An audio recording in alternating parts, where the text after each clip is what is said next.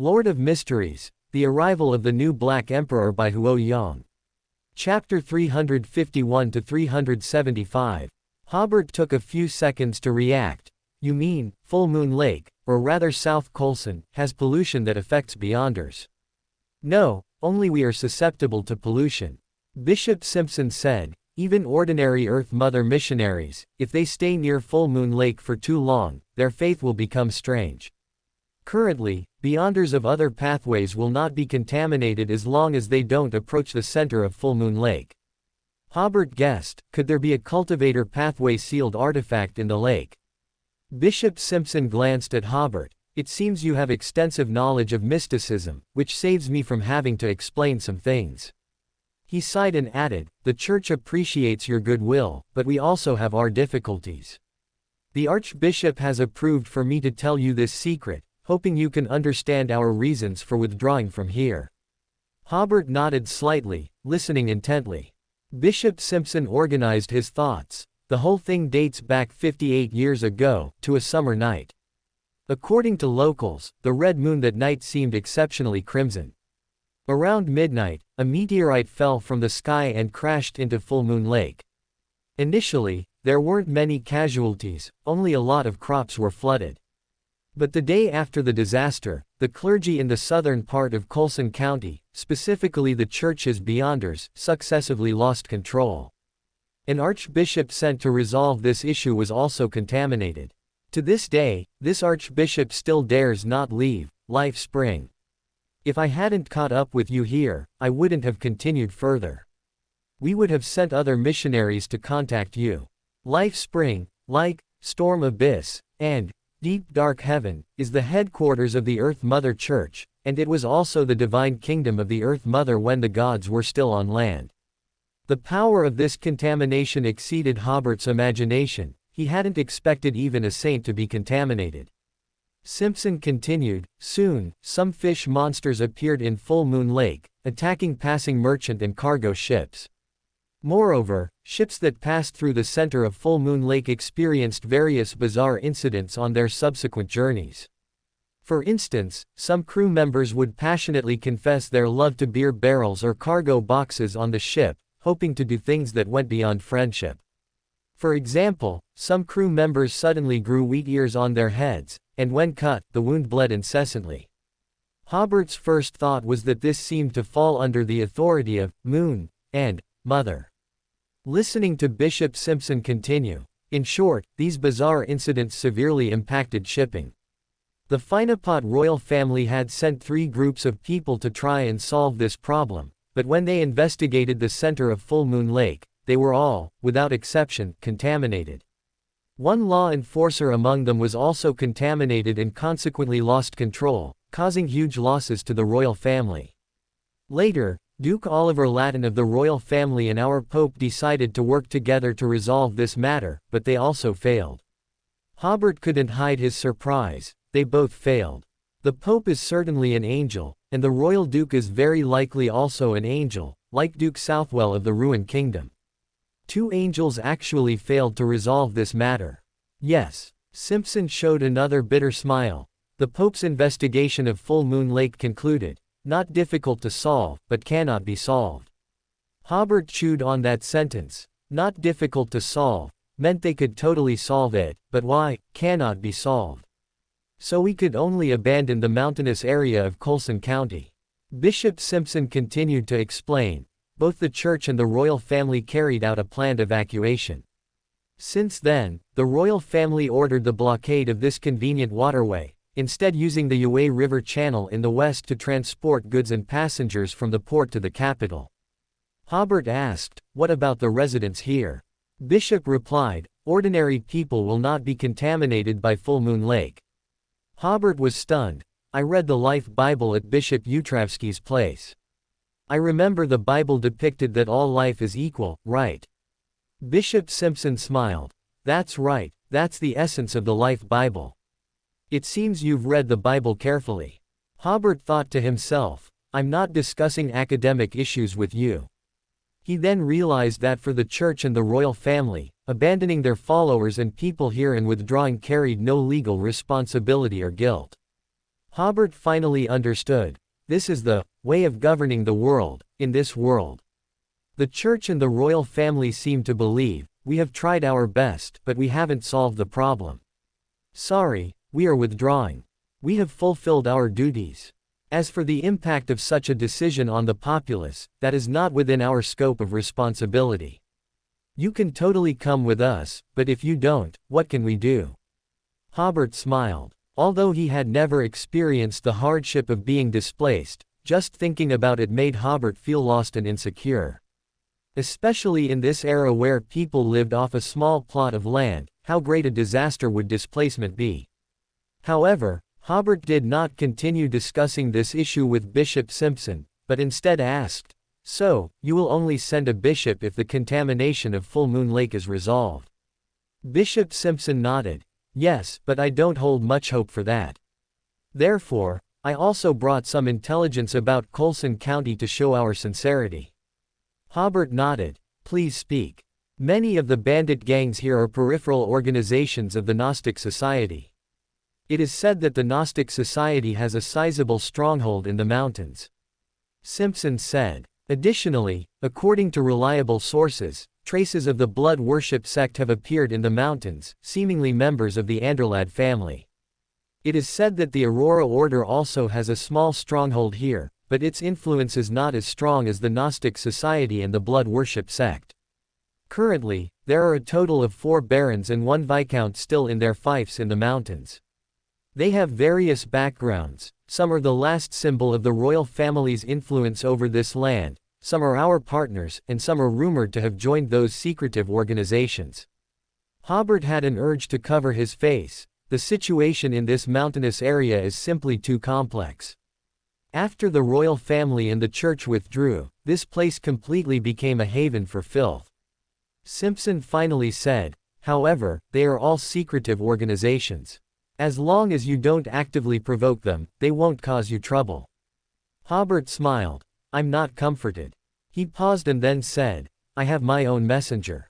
If I have any questions I want to ask you, can I write to you?" "Of course." Bishop Simpson left a mailbox address. "I will also reply to you using my messenger." After unloading some cargo, the Hippo set sail again. After it was completely dark, Wayne stopped Seal from adding more coal. By around 9 in the evening, the steamboat was basically gliding forward. Wayne and his nephew's attitude towards Hobert was noticeably more deferential, perhaps because they knew he was a noble, perhaps because the bishop had actively invited Hobert for a talk, or perhaps both. Although there were no Earth Mother churches in the mountains, the people's faith in the Earth Mother seemed even more devout here. The people at the dock who were preparing to collect taxes were not actually county government tax collectors, but local bandits. They clearly knew Hobert was a passenger, yet they didn't charge any extra fees. According to Wayne, normally, each passenger would be charged 5 silver solely in tax. To Hobert, this was essentially robbery. Now, when Hobert asked about the situation in Jeffrey Town, Wayne would answer honestly. First, Hobert learned that even though it was deep winter, the vegetation on both sides of Full Moon Lake was still vibrant. Flowers bloomed and fruit ripened all 4 seasons there, and crops grew much faster than elsewhere, even continuing to grow in winter. Additionally, there truly were monsters with fish heads and 4 limbs in Full Moon Lake. No one dared to live by the lake shore anymore. People had to guard the shore daily, ringing an alarm whenever a monster appeared. The night would lead the villagers to fight the monsters, and many fertile farmlands on both sides of Full Moon Lake had been abandoned as a result. People were often injured or bitten to death in the fights. Ciel's father died after being scratched by a monster. For 6 years, the residents of Jeffrey Town had truly lived a hellish life. After being exploited by the 2 knights in their territory, they were then exploited again by the Lord from the mountains. The entire South Colson knew that the harvests around Full Moon Lake were abundant, but very little actually reached the people, with many even living in hunger and cold. The so-called Lord was the bandit who killed Light Viscount 6 years ago. They had never been punished, instead, they had become the rulers of this area. As the saying goes, if the upper beam is not straight, the lower beam will be crooked. The rulers of this region gained power through immoral and unlawful means, and the people under their rule gradually became immoral as well. At the end of the conversation, Ciel's eyes sparkled. Esteemed Lord, are you a god blessed of the Earth Mother? Have you come to end the Dark Age here? Hobert was slightly taken aback, then smiled. Although I haven't received direct guidance from the Mother Goddess, my coming here might truly be the Mother Goddess's arrangement, just like the stories of the saints told in the Life Bible. He tried to make himself adapt to local customs. Even if some decisions were his own initiative, he could attribute them to divine arrangement. Hobert chuckled inwardly. Haha, this way, many responsibilities are shifted to God. Indeed, shirking responsibility makes one happy. After this conversation, Hobert returned to the so-called cabin, lay on the bed, and thought about his conversation with Bishop Simpson that evening while looking at the dark ceiling. He first thought of the law enforcer, who was corrupted and caused some losses to the royal family. Hobert remembered Christine mentioning this intelligence in Backland, but Christine had only heard of this level of intelligence and didn't know that the royal family had even sent an angel to try to solve the problem. Then, the phrase, not difficult to solve, but cannot be solved, reappeared in Hobert's mind. After thinking for a while, he still had no clue. When Hobert went to the deck to relieve his bloating, he looked at the crimson moon above his head and suddenly thought of another description from Simpson. According to the locals, the red moon that day seemed exceptionally crimson. Hobert immediately felt a realization. He understood where the problem lay. Sure enough, when he returned to the cabin, locked the door, and entered the country of disorder, the knowledge he had left there immediately made him understand what was going on. The meteorite that fell into Full Moon Lake was very likely an outer god, and there was a significant possibility that it was an invasion of Earth by the fallen Mother Goddess. For unknown reasons, the shield above South Colson that day seemed to have a certain loophole, which is why the crimson moon looked exceptionally crimson. The fallen Mother Goddess took advantage of this opportunity to project some power onto the ground with a meteorite. Logically, sealing these powers should not be difficult, but because this was the corruption of an outer god or old one, of extremely high authority, it caused two angels to return without success. Perhaps only a true god could seal it, but now the 7 true gods are all in the astral world, and the Earth Mother has no time to attend to this place. Even if the Earth Mother had time, she might stay far away. After all, Lilith had already suffered once from the fallen Mother Goddess and would certainly not give the fallen Mother Goddess another chance to corrupt herself. Hobert was so certain that it was the fallen Mother Goddess's corruption, not only because of Bishop Simpson's description of the Crimson Moon, but also because Beyonders of the Cultivator pathway in South Colson were more susceptible to corruption. Even ordinary missionaries of the Earth Mother Church, if they stayed here for too long, would probably gradually shift their faith from the Earth Mother to the fallen Mother Goddess. Understanding these problems, Hobert suddenly realized that he might have a way to solve the problem in Full Moon Lake. The two angels said back then that the problem was not difficult to solve, but what they lacked was authority. And what Hobert lacked least was authority. Even if he were corrupted, he would only need to enter the country of disorder once and listen to the chimes of the order clock to easily resolve it. However, before solving this problem, it was still necessary to be cautious, observe for a period of time, and find a more reliable method before taking action. Returning to the real world, Hobert fell asleep amidst the sound of water and the gentle rocking of the cabin. The rest of the journey was peaceful. The hippo docked 3 more times and paid taxes 3 more times. The cargo on the deck and rafts gradually decreased, and finally, it began heading to its last stop, Jeffrey Town, also known as Light Town by Wayne and his nephew. Hobert paid for his ticket, but Wayne adamantly refused. Hobert then took back 2 silver soldi and pushed the remaining 3 silver soldi to Wayne. "Help me find a butler." Wayne then accepted the 3 silver soldi. He thought for a moment before saying, "York and Philip are both quite suitable. York is a well-known clever fellow in town, while Philip once worked in Light Viscount's mansion." Hobert nodded. "Notify York to come see me in a while." Wayne nodded repeatedly. "As soon as the ship docks, I'll have Seal go notify him." Lord, look, Full Moon Lake is here. The scene ahead suddenly opened up, and a relatively regular circular lake appeared before Hobert. As Wayne had said before, even though it was winter, there was still a pleasing expanse of green on both sides of the lake. After entering Full Moon Lake, Wayne immediately turned the rudder and sailed along the shallow part of the lake. According to him, something terrifying would definitely happen if they passed through the center of the lake.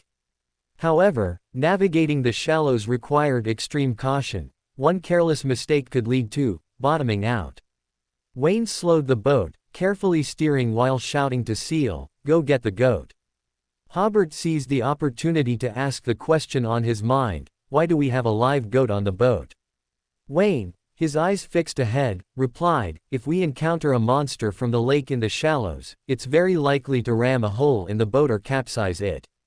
As soon as we spot a monster, we'll throw the goat into the lake. That way, they'll be busy eating the goat and won't bother us." Hobert nodded. It sounded like sailing here was even more dangerous than on the open sea. Monster! Seal shrieked, pointing towards the center of the lake. Wayne roared, "We're not blind.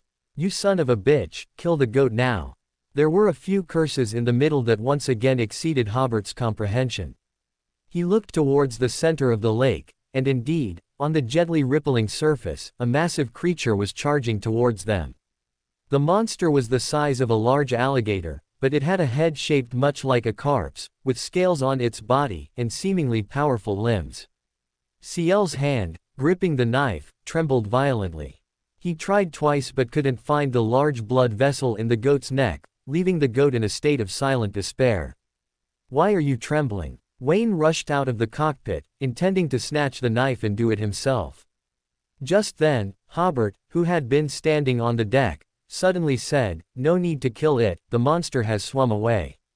He concluded in his mind, the monster's intelligence is very low, and it's easy to distortion its targets and intentions. Clang! The knife for killing the goat fell to the ground, and Wayne knelt, "My esteemed lord, you truly are a god blessed. Even monsters avoid you." He had encountered monsters many times in the lake but had never seen one suddenly leave in the middle of a hunt. Wayne grabbed Seal, who was nearby, and made him kneel. "You must still need a manservant. My nephew is quite clever and diligent. Let him be your manservant." The well-traveled Wayne knew he had met an important person. Unfortunately, he only had 2 daughters. If he had a son, he would immediately have him serve this important person as a manservant. Hobert asked Seal, who was belatedly kneeling, "Are you willing to be my servant?" "God blessed. I am willing to follow you always, to serve you always," Seal said, somewhat excitedly. Hobert nodded. "The first 2 months will be a probation period, during which you'll receive 3 gold leathers per week. After that, your salary will be increased based on your performance. Also, call me Lord or Lord." This salary was only about 5.5 sul per week, but in this poor, remote place, there was nowhere to spend money.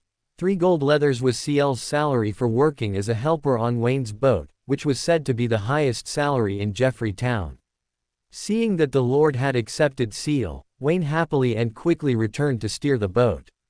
After disembarking at the dilapidated dock, Hobert looked around and saw that many fertile fields along the river were indeed overgrown with reeds. Ciel quickly tidied up and then helped Hobert carry his bag to the Lord's manor.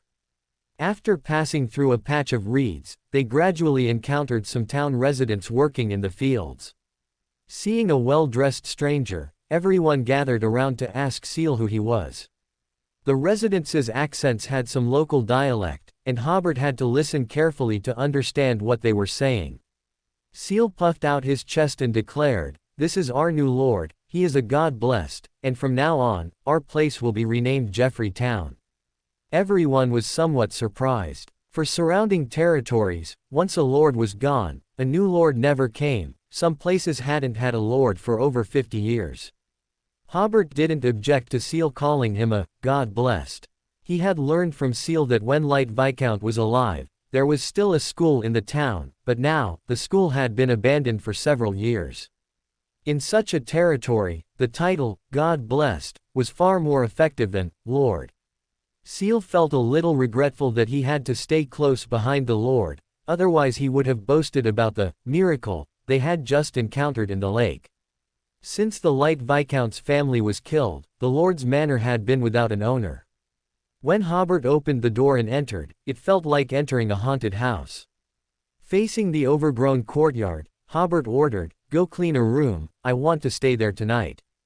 Seal put down Hobert's bag and immediately found a room that still had doors and windows.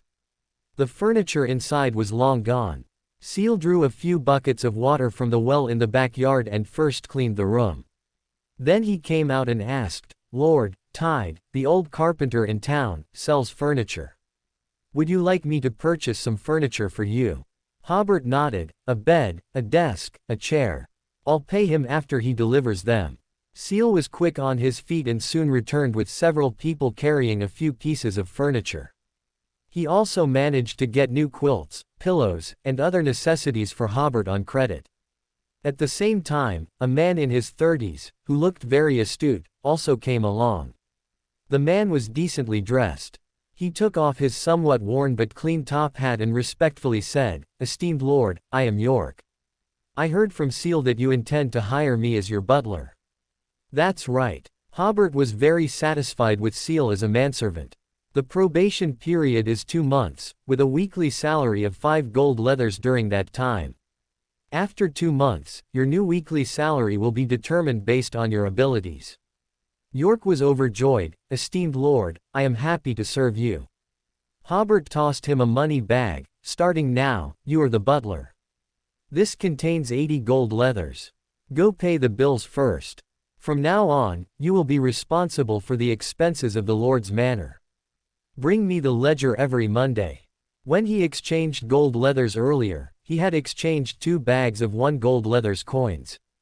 After a few days of travel, he found that gold leathers were indeed the most commonly used currency. Everyone around, including York, was stunned for a second or two. In this poor and remote place, 80 gold leathers was a huge sum. While everyone marveled at the new lord's wealth, they quickly got busy. York suggested to Hobert that they hire 2 or 3 more manservants and a cook tomorrow, and then prepare to renovate the lord's manor. Hobert nodded in agreement to all of it. In the evening, Hobert had Seal buy some food from the town, and they simply made do with dinner. York and Seal had no place to stay in the lord's manor, so after Seal heated water for Hobert's foot bath, the 2 of them left the lord's manor and returned to their own homes. After nightfall, there were no lights in the small town.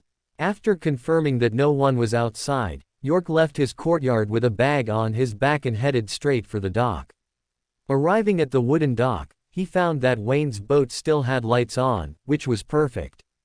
Jumping onto the boat, York pulled out his dagger and pointed it at Wayne, who was busy in the cabin. "Take me to Booga's city, quickly.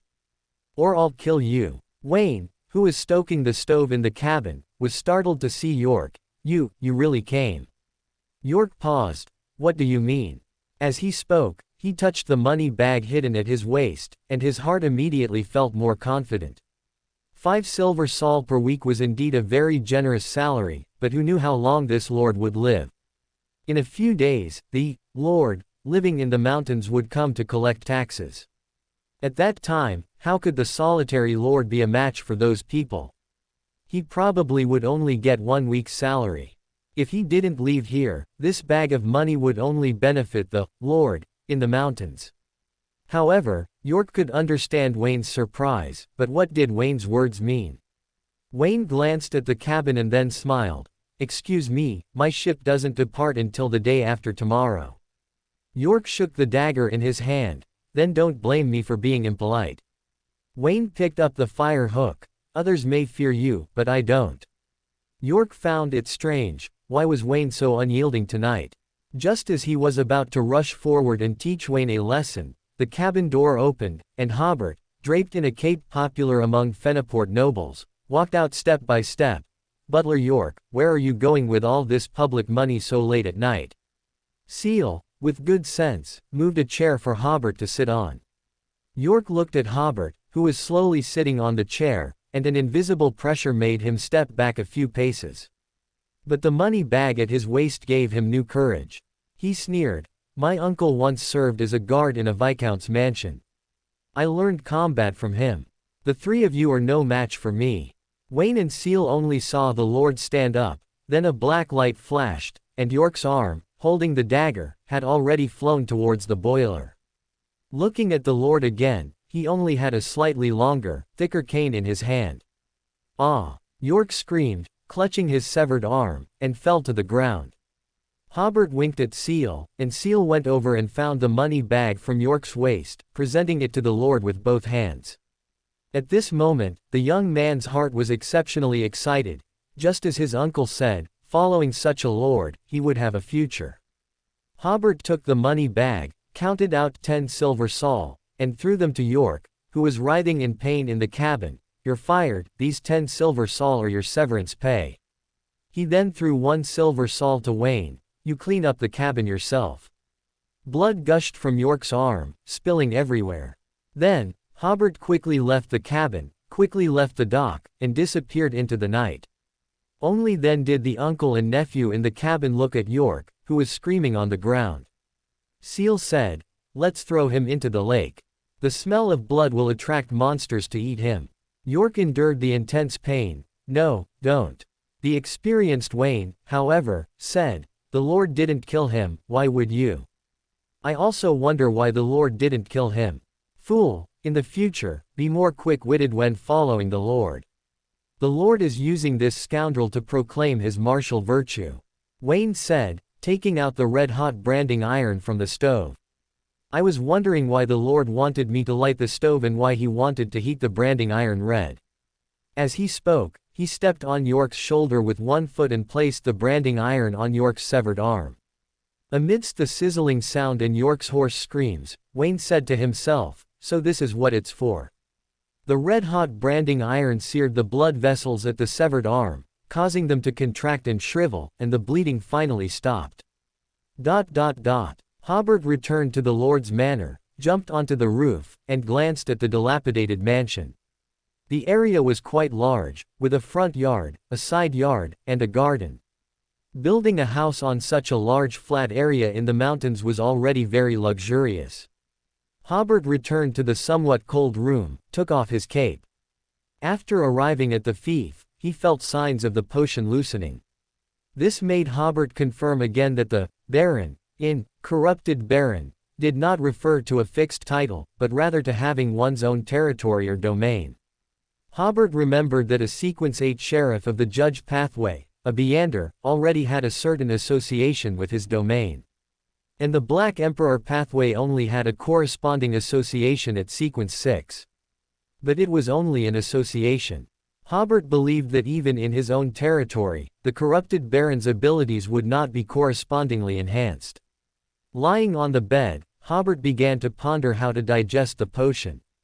Coming to the territory was the first step, establishing his own rule here was the second step. Tonight's interception of York was Hobert's action to open up the situation in Jeffrey Town. The 80 silver sol given to York were prepared by him long ago, for the purpose of giving him a test. When York left the Lord's manor at night, Hobert saw his expression and knew that York had not withstood the test, so Hobert called Seal to wait for York on the ship. In deliberately not killing York, as Wayne said, York's existence was a deterrent to the populace. In this place, which had been lawless for 6 years, don't expect to use grand principles to make the populace submit, certain methods must be used. Hobert's work in the Ad era allowed him to read records of the Grand Historian, and Zizhi Tongjian, and he was not lacking in such methods. Many books he read or ideas he had in the Ad era were useless in that era but found their purpose in this world. In addition to these methods, Hobert also decided to extensively renovate the Lord's manor, preferably making it widely known. Furthermore, he wanted to organize local militia, and completely control the land use rights in his territory. Lost in thought, Hobert drifted off to sleep. The next morning, he looked at the dilapidated roof and once again resolved to repair the place as soon as possible. When he woke up, Hobert was surprised to find that the potion already showed signs of digestion. Hobert was a little puzzled and began to seriously summarize what caused the potion to start digesting, but he couldn't come up with anything after a long time of reflection. It wasn't until he saw Seal with 2 dark circles under his eyes. Didn't sleep well yesterday. Yes, Seal smiled. Last night, when we carried York back, many people heard York's screams and came out to ask what was going on. Then my uncle and I recounted several times, starting from yesterday's miracle at the Shoals, and how you anticipated York's betrayal and how you punished York. By morning, almost everyone in the town knew about the Lord's martial virtue. The word, martial virtue, was learned by Seal from his uncle last night. After speaking, Seal was somewhat proud. When he walked on the street this morning, many residents of the town became respectful towards him. Hobert nodded. So that's how it is. This is the reason for the potion's digestion. Thank you again for your monthly votes. I expect another extra chapter the day after tomorrow, because there are only 28 monthly votes left until the new round of extra chapters. Hobert understood that letting the people of the territory know about the Lord's existence was a way to digest the Baron part of the corrupted Baron. In other words, by having the people of the territory acknowledge Hobert as their Lord, Hobert's potion would be digested accordingly. This method of digestion wasn't necessarily limited to his own territory. If a corrupted Baron opened a factory, as long as the workers acknowledged him as the factory boss, his potion could be digested accordingly.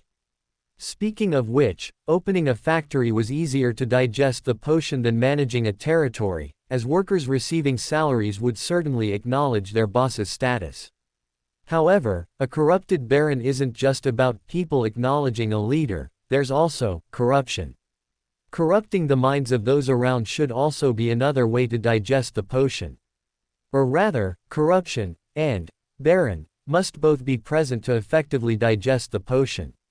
In any case, Hobert woke up in a great mood today. He pulled out 1 copper sol from his pocket and flicked it to Seal. This is for you. Seal caught the coin. Thank you, great Lord. He thought to himself, Uncle was right, the Lord really wants us to spread his prestige. Next time something like this happens, I must make sure everyone knows. Hobert then said to Seal, go buy breakfast, then notify Philip to come for an interview, and prepare a bit. I'm going to inspect the territory today. Seal agreed and was about to leave when both master and servant noticed a middle-aged man peeking into the doorway. Seal smiled. Lord, that's Philip. Let him in. Philip had a proper appearance, neither humble nor overbearing. He seemed to have studied etiquette, bowing to Hobert with precision. Hobert asked, who told you to come? Philip replied with his head down, I heard a new lord had arrived, so I wanted to ask if you needed servants. Our family has served the Lord for 3 consecutive generations, and even my name was given by the old Lord Right. If the Lord has such a need, I am at your command at any time.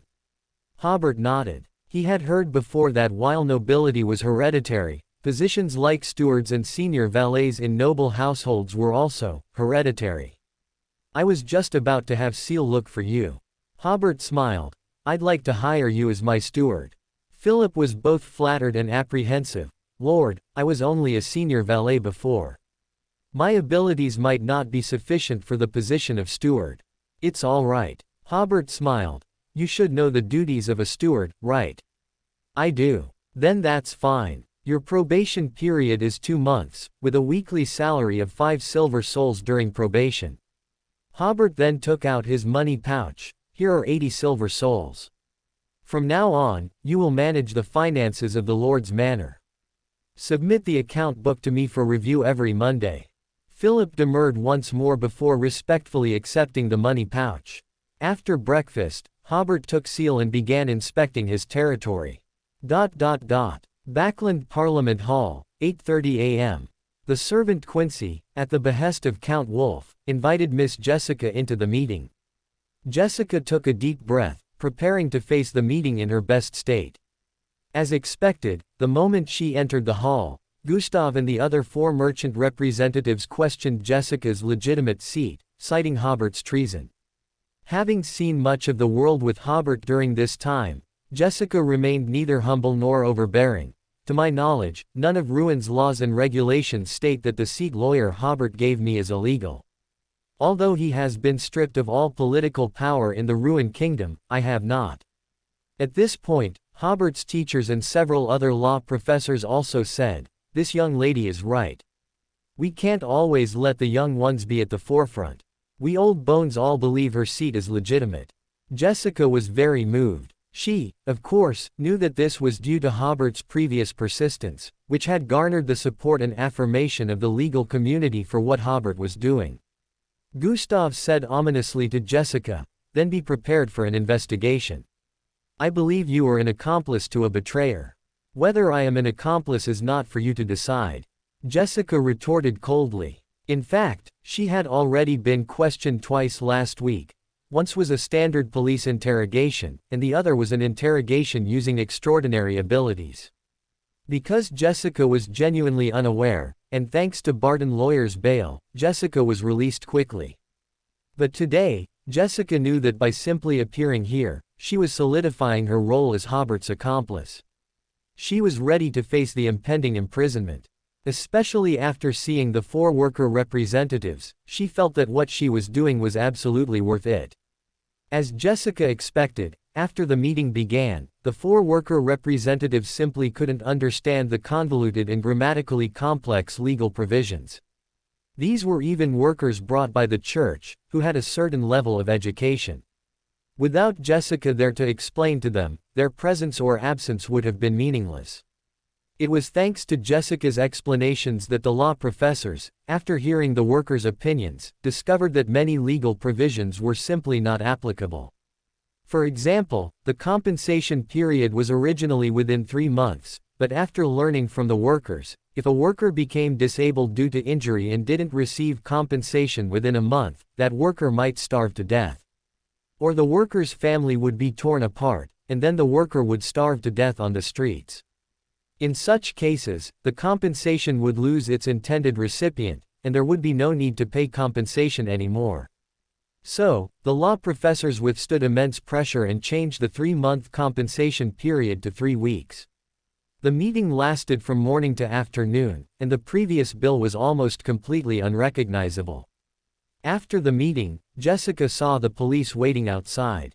Gustav had already reported it during a break in the meeting, and if it weren't for Count Wolf's obstruction, the police might have taken Jessica away by noon. Facing these police, who were clearly from a special department, Jessica felt a sense of relief.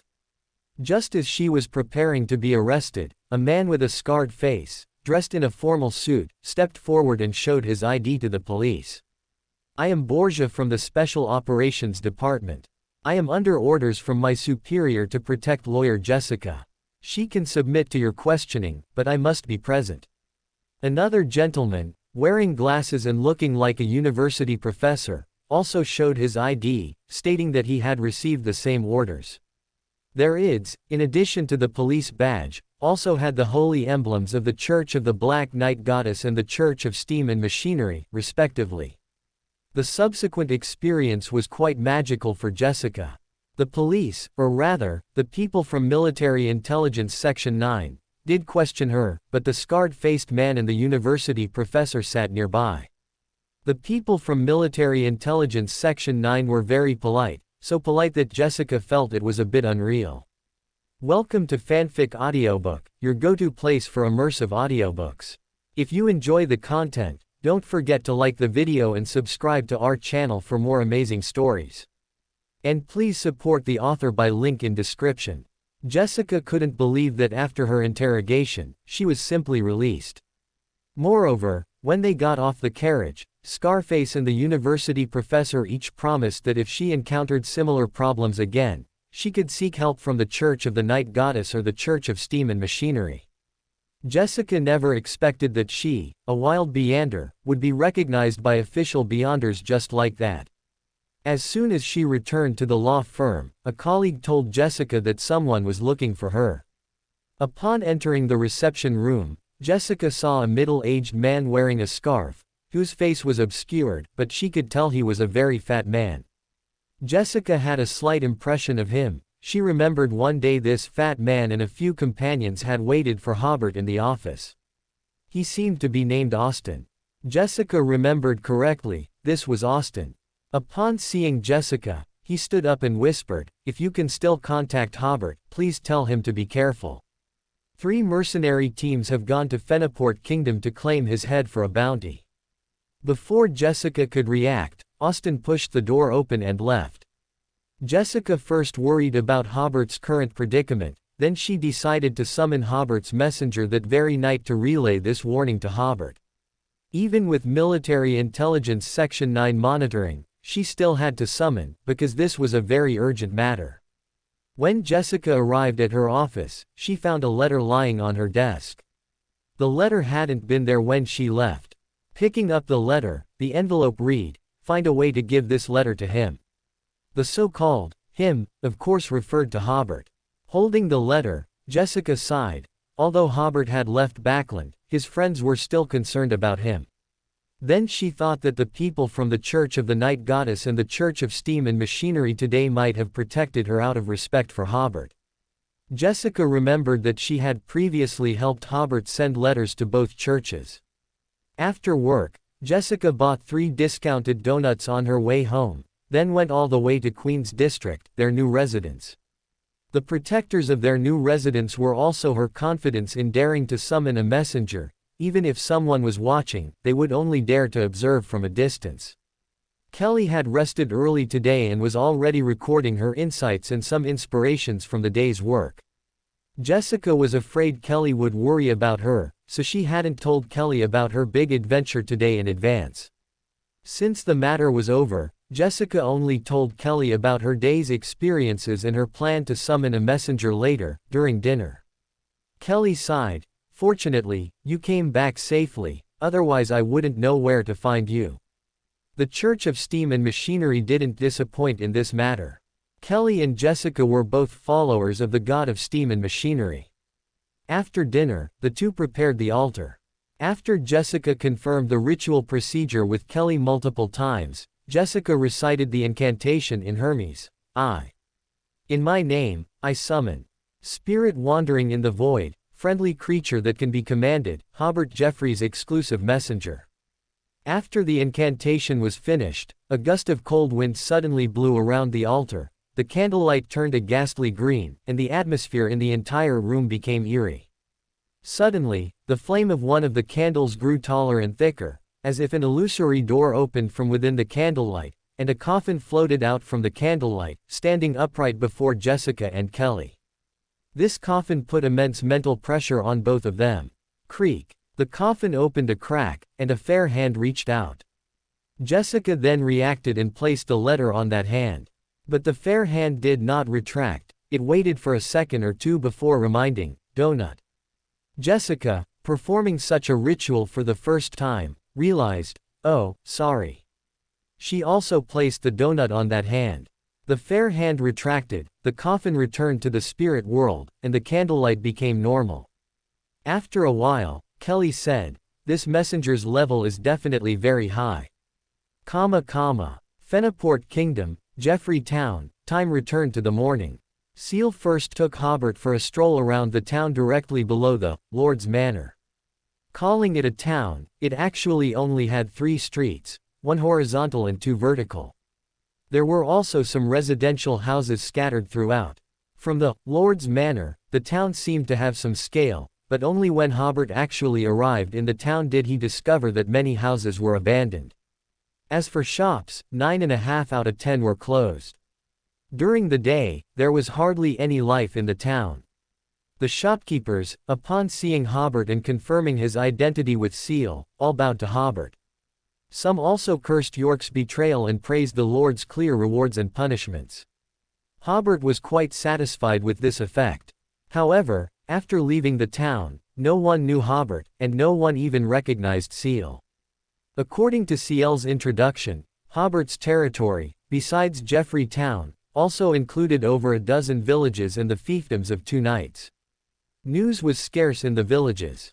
When the villagers learned they had a new lord, they were respectful to Hobert, but there was a sense of distance. Hobert was not of the spectator pathway, but he could still discern the unspoken words in their expressions and eyes. They hoped this lord could last a few more days. During lunch, Hobert asked Seal, is Light Viscount a very respected lord in everyone's minds? Seal pondered for a moment before answering. Many people miss Light Viscount's rule. Hobert nodded. So, Light Viscount was at least a qualified lord, and any lord's rule was better than the current era of chaos. Of course, everyone would miss it. In the afternoon, they arrived at Duke Knight's territory. In such a remote and poor place, a knight's territory was just a larger village. As soon as they entered the territory, 2 squires armed with cold weapons came forward to interrogate them. After hearing that Hobert was the new lord, the 2 squires were full of disbelief, but one of them immediately went to report to the knight. After a while, a 50-year-old knight rode out on a white horse. He did not dismount, but coldly asked, "Are you the one who claims to be the new lord?" "Dismount," Hobert said coldly. Knight Grover Duke's first reaction was to obey the young man in front of him, but he resisted the urge to dismount and said, "I have not received any relevant documents." Hobert took 2 steps forward, jumped up, grabbed Grover's collar, and threw him to the ground. "This is the document you want." The squires immediately raised their weapons at Hobert. Hobert glanced at them, and his corrosion ability fully activated. The surrounding squires immediately began cursing each other, some even fighting amongst themselves. Hobert looked at the white horse. "Duke Knight, after this lord arrived in his fiefdom, not only did you not greet him, but you were also rude. Now I fine you 1 white horse, do not let it happen again." Grover struggled to his feet, already with a smile on his face. "Yes, yes, the white horse is yours." Hobert mounted the white horse, and Seal proudly led it, the master and servant riding away. Hobert had memories of horsemanship in his mind, but they were a bit rusty from not riding for a long time. However, as long as he didn't gallop, riding slowly would be fine. Seal, leading the horse, said excitedly, "I never imagined that a knight who could single-handedly kill a monster would be thrown to the ground by lord like that. Lord, if I ever have the opportunity to receive your grace and you teach me combat skills, will I be able to become as formidable as you?" Hobert smiled. "You can, but you'll need to be mentally prepared. If there's an opportunity, I'll test your mental fortitude. If you have a talent in that area, I'll make you my head guard in the future." Seal gesticulated excitedly, and he tried hard to suppress himself to appear a bit more composed, but he still couldn't help but snicker. Hobert's territory was divided by a small mountain range. On this side of the mountain were Geoffrey Town, 8 villages, and Duke Knight's territory. On the other side of the mountain were 5 more villages, and Knight Lewis's territory. Additionally, the mountain range in the middle was relatively gentle, with a flat area at the top of the mountain where 3 more villages were located. "Lord, it's getting late. Let's go to the mountaintop and the other side of the mountain tomorrow," Seal stammered. "To go to the other side of the mountain, we have to pass the old church." Hobert nodded. "The murderer of Light Viscount, the so-called Lord, lives there, right?" Seal: "Yes, they are a group of bandits. Not only do they not care whether we live or die, but they also desperately tax us." Hobert grunted. "We'll leave early tomorrow and pay them a visit." Yes. By the time they returned to the Lord's manor, it was already dusk. As soon as he entered, Hobert felt that the mansion had changed dramatically. The weeds in the yard were gone, and an unfamiliar old man and a young man he didn't know were tending to the flowers and plants in the yard. The original flagstones and floor tiles on the ground were now visible. Aside from still looking a bit dilapidated, it already had a hint of a noble's mansion. When Philip saw Hobert return, he quickly came forward. "Lord, I hired a dozen people today to clean up the yard and the rooms. I also found the original gardener and his son to help you prune the flowers and plants. I also found a few carpenters and bricklayers and asked them to start repairing the Lord's manor from tomorrow." Hobert nodded. "You arrange it as you see fit." For dinner, Seal still had to go to the town to buy food. Hobert moved into a larger room. Philip said that Light Viscount's family had died in the main hall, and the living quarters had not been stained with even a drop of blood. After dinner, Hobert called all the servants over and warned them that from 10 p.m. until 8 a.m. the next day, no one was to go to the courtyard where he resided. To Seal and the others' surprise, Hobert returned to his bedroom alone and, using the bestowed method, took out the oil painting and the two-handed sword he had never used. Hobert planned to have the oil painting stand guard for him in the future, with the oil painting active from 10 p.m. to 8 a.m. the next day. After being sealed, the oil painting would not be affected by negative effects for up to 10 hours of use. As the owner of the oil painting, Hobert would not be subjected to its curses or dream intrusions, but if a stranger trespassed, they would definitely be cursed by the oil painting. As for the two-handed sword, it had no use in Backland. Now, Hobert was in charge for dozens of miles around, let alone a two-handed sword. He could walk down the street carrying a steam rifle and no one would care. Before Hobert could activate the oil painting, he perceived something. A wall suddenly became illusory, and a coffin floated out from the illusion, standing upright before Hobert. It was the messenger. From the crack in the coffin, a letter flew out and landed in Hobert's hand. Hobert glanced at the envelope. It was Jessica's letter. He noticed that the messenger did not immediately disappear, so he asked, "Did Jessica not pay you?" In this remote, impoverished place, where was he supposed to find a donut? "No," a clear female voice said from inside the coffin. "Tell your friend that if she uses nearly spoiled donuts as payment again, I will drag her into the spirit world and make her bake donuts for me for 3 months." Hobert smiled. "I will definitely warn her in my reply." How outrageous! How can one use nearly spoiled donuts as payment? Only then did the coffin disappear into the spirit world. Hobert opened the letter by candlelight. Inside the envelope were 2 more letters and several folded sheets of paper. Those pages were Jessica's letter to Hobert. She briefly stated that after she had delivered the letters Hobert had entrusted to her last Tuesday, she and her colleagues had been questioned by the Police and Military Intelligence Section 9. They had spent 3 days in the detention center and were only released after paying a large bail bond. As Hobert had expected, Barton had retained Hobert's team, and Jessica was now the senior lawyer for that team. Jessica then spoke about what had happened in Parliament today and the church's assistance to her.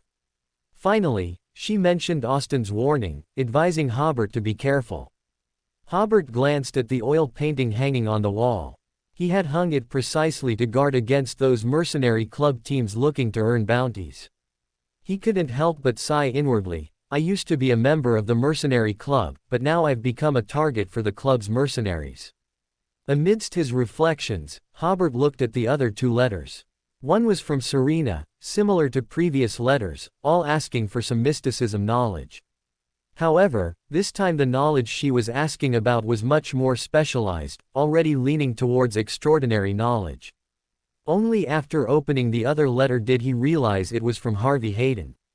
At Sapphire Resort, Christine had once mentioned Harvey Hayden, and he was indeed a soldier that he and Rex had trained. Hobert had only caught a few petty thieves with Harvey Hayden, and it was during that operation that Hobert encountered George III's outing. Harvey Hayden was also reminding Hobert to be careful of the 3 mercenary club teams and listed their strengths. The captains of the Cold Night Squad and Prairie Wolf Squad were both Sequence 5, and although the Blizzard Squad's captain was Sequence 6, the team also had 2 other Sequence 6 members, so their strength could not be underestimated.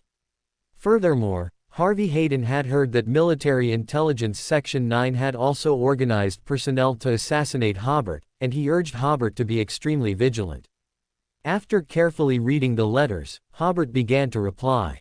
He briefly instructed Jessica and told her that in the future, the donuts used as payment must be fresh.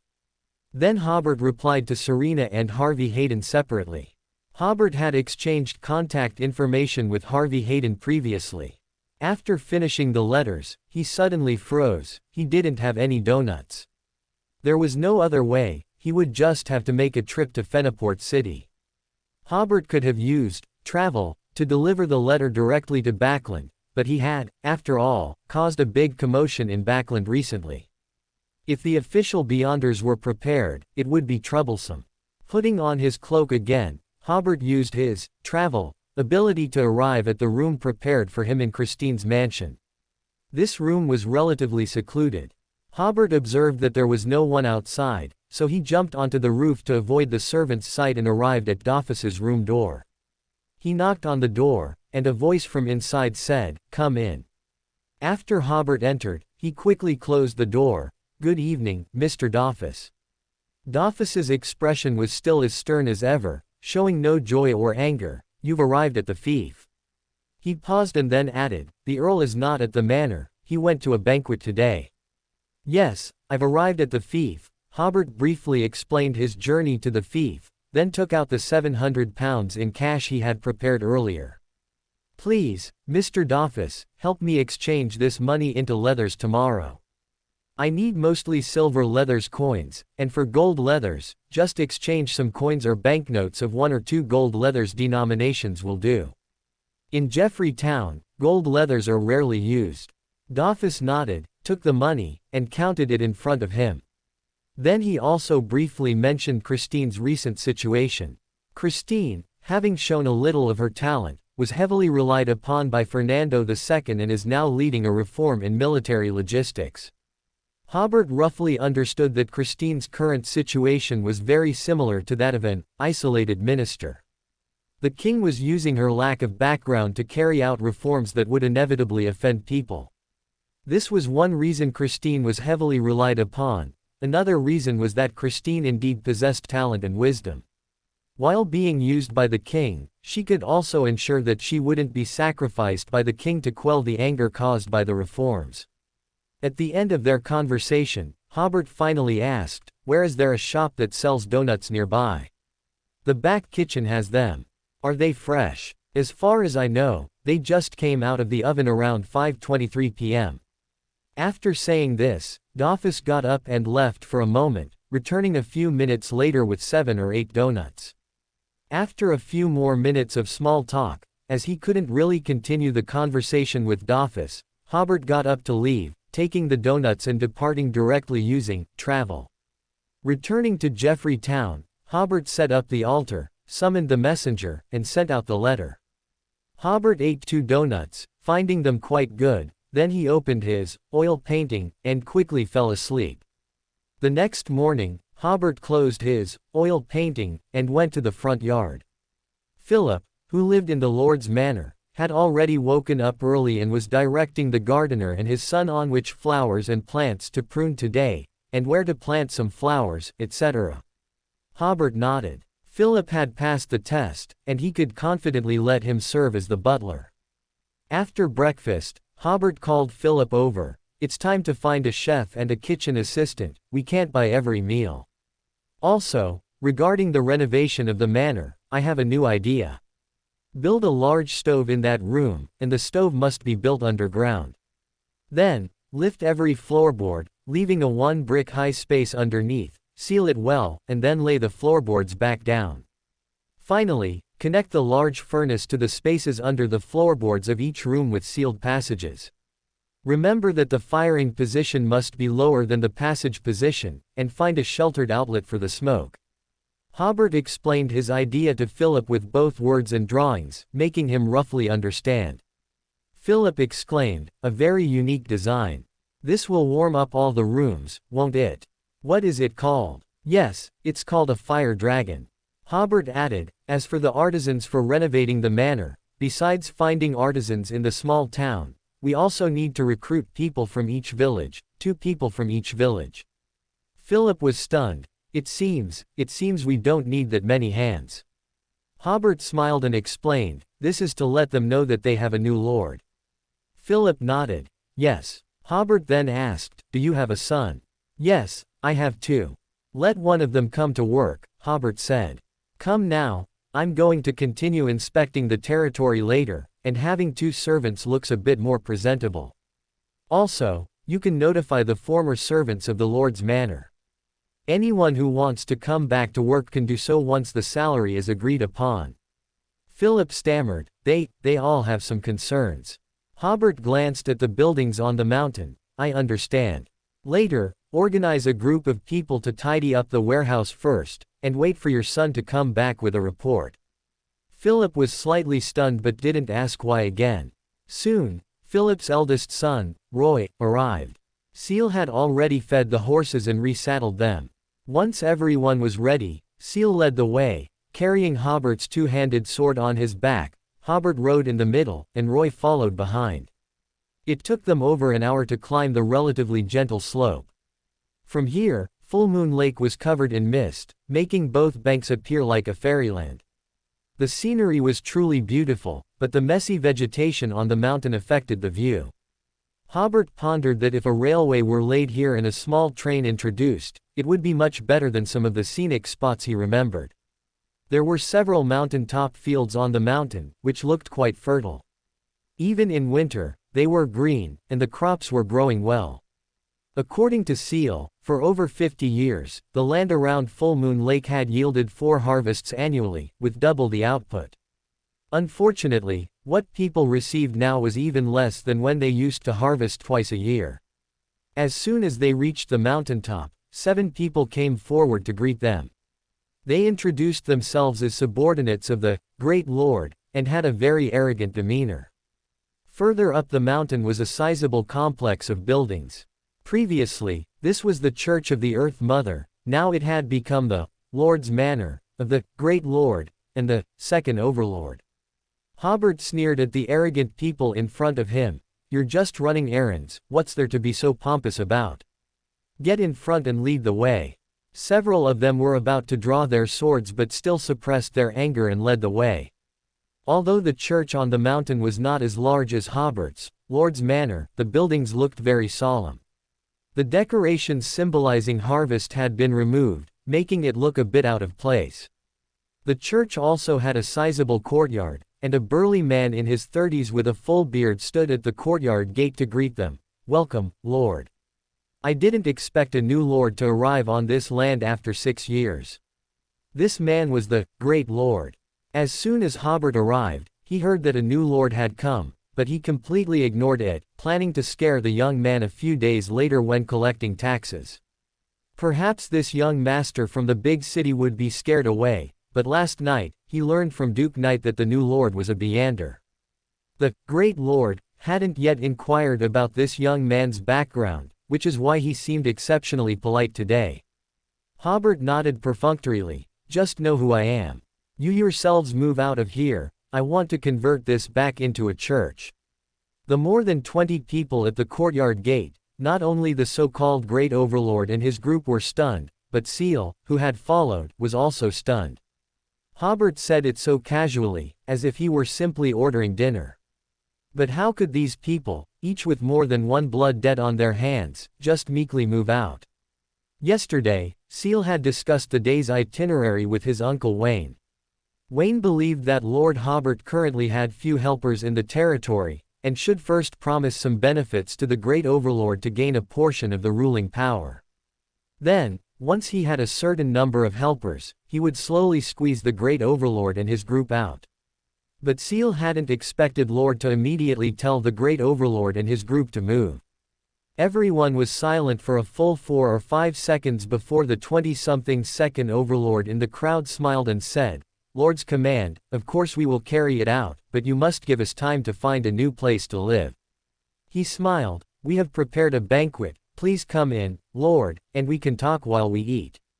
Hobert nodded, handed his horse to Roy, and then led Seal inside with him. The room where Hobert was being entertained was previously the church's place of worship, but the holy symbol of life had long been removed from the church, and the seats on the ground had also been taken away. Now there was only a very large solid wood table, on which tableware had already been set. On Hobert's side, there were only him and Seal, one sitting and one standing, while behind the 2 overlords opposite them stood 20 or 30 people. Seal nervously swallowed. Despite being on a mountain in winter, he broke out in a cold sweat. After the 3 of them sat down, the second overlord was about to order the dishes to be served, but Hobert asked coldly, "Light Viscount was killed by you, wasn't he?" The second overlord finally lost his patience. "This is our Lord's Manor, not Booga's city, and not Fenaport. How dare you be rude to a noble?" Hobert drew his greatsword and slashed at the second overlord. He had already observed that only these 2 overlords were Beyonders, and only low sequence. So Hobert had no intention of wasting words with them. Anyway, not a single person in this room was good, so a massacre was in order. Although Hobert's sword was sharp, it was dodged by the second overlord. His movements were very agile, and each action seemed very nimble. The others drew their cold weapons and rushed towards Hobert. Hobert sneered, turned slightly, and charged forward. The 4 people in front of him felt as if a train had crashed into them, directly sending them flying. While still in midair, blood gushed from their mouths, and they only landed when they hit the wall. At this point, the necks of the people who had been knocked flying snapped, and they immediately died. The Great Overlord and the Second Overlord, seeing how fierce the new Lord was, turned and fled without a second thought. Hobert first pursued the Second Overlord, because he sensed that the Second Overlord seemed to be of a higher sequence than the Great Overlord. The Second Overlord, seeing that he couldn't escape, shouted as he fled, I am a Gnostic. Hobert reached out and snatched away the Second Overlord thought of escaping, then went up and cut him in 2 with a sword. I don't care what you are. After speaking, he turned to chase the Great Overlord. The Great Overlord also didn't know why he hadn't run towards the door just now. As a result, he was blocked by Hobert. In fact, he was affected by Hobert's corrosion, causing him to make the error choice. Looking at the Great Overlord's subordinates, some wanted to flee for their lives, while others cursed those who fled as cowards, and they actually started fighting among themselves. Seal, in the crowd, clutched the scabbard of his greatsword, trembling and not daring to move, feeling the warmth from his crotch. Hobert sighed inwardly, this is the correct way to use corrosion. The Great Overlord, seeing that he couldn't escape, quickly explained while retreating, at that time, I had no intention of killing Light Viscount's family. It was Arms. It was the Second Overlord, he was always instigating me to kill people.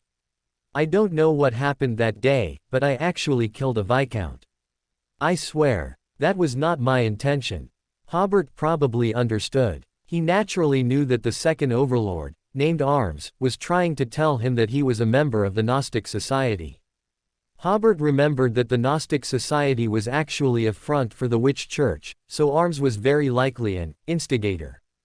And before, instigator was assassin, which is why Arms's movements were so light. Just then, the Great Overlord retreated to the wall. His terrified expression suddenly turned into a smirk, and the wall behind him became illusory. He used the ability of opening a door to pass through the wall. Hobert nodded. He remembered that the Gnostic Society, besides Beyonders of the Witch pathway, also had many Beyonders of the Door pathway. The Great Overlord ability matched this information. Hobert used a flash to pursue him, and to the Great Overlord horror, he also cut him in 2.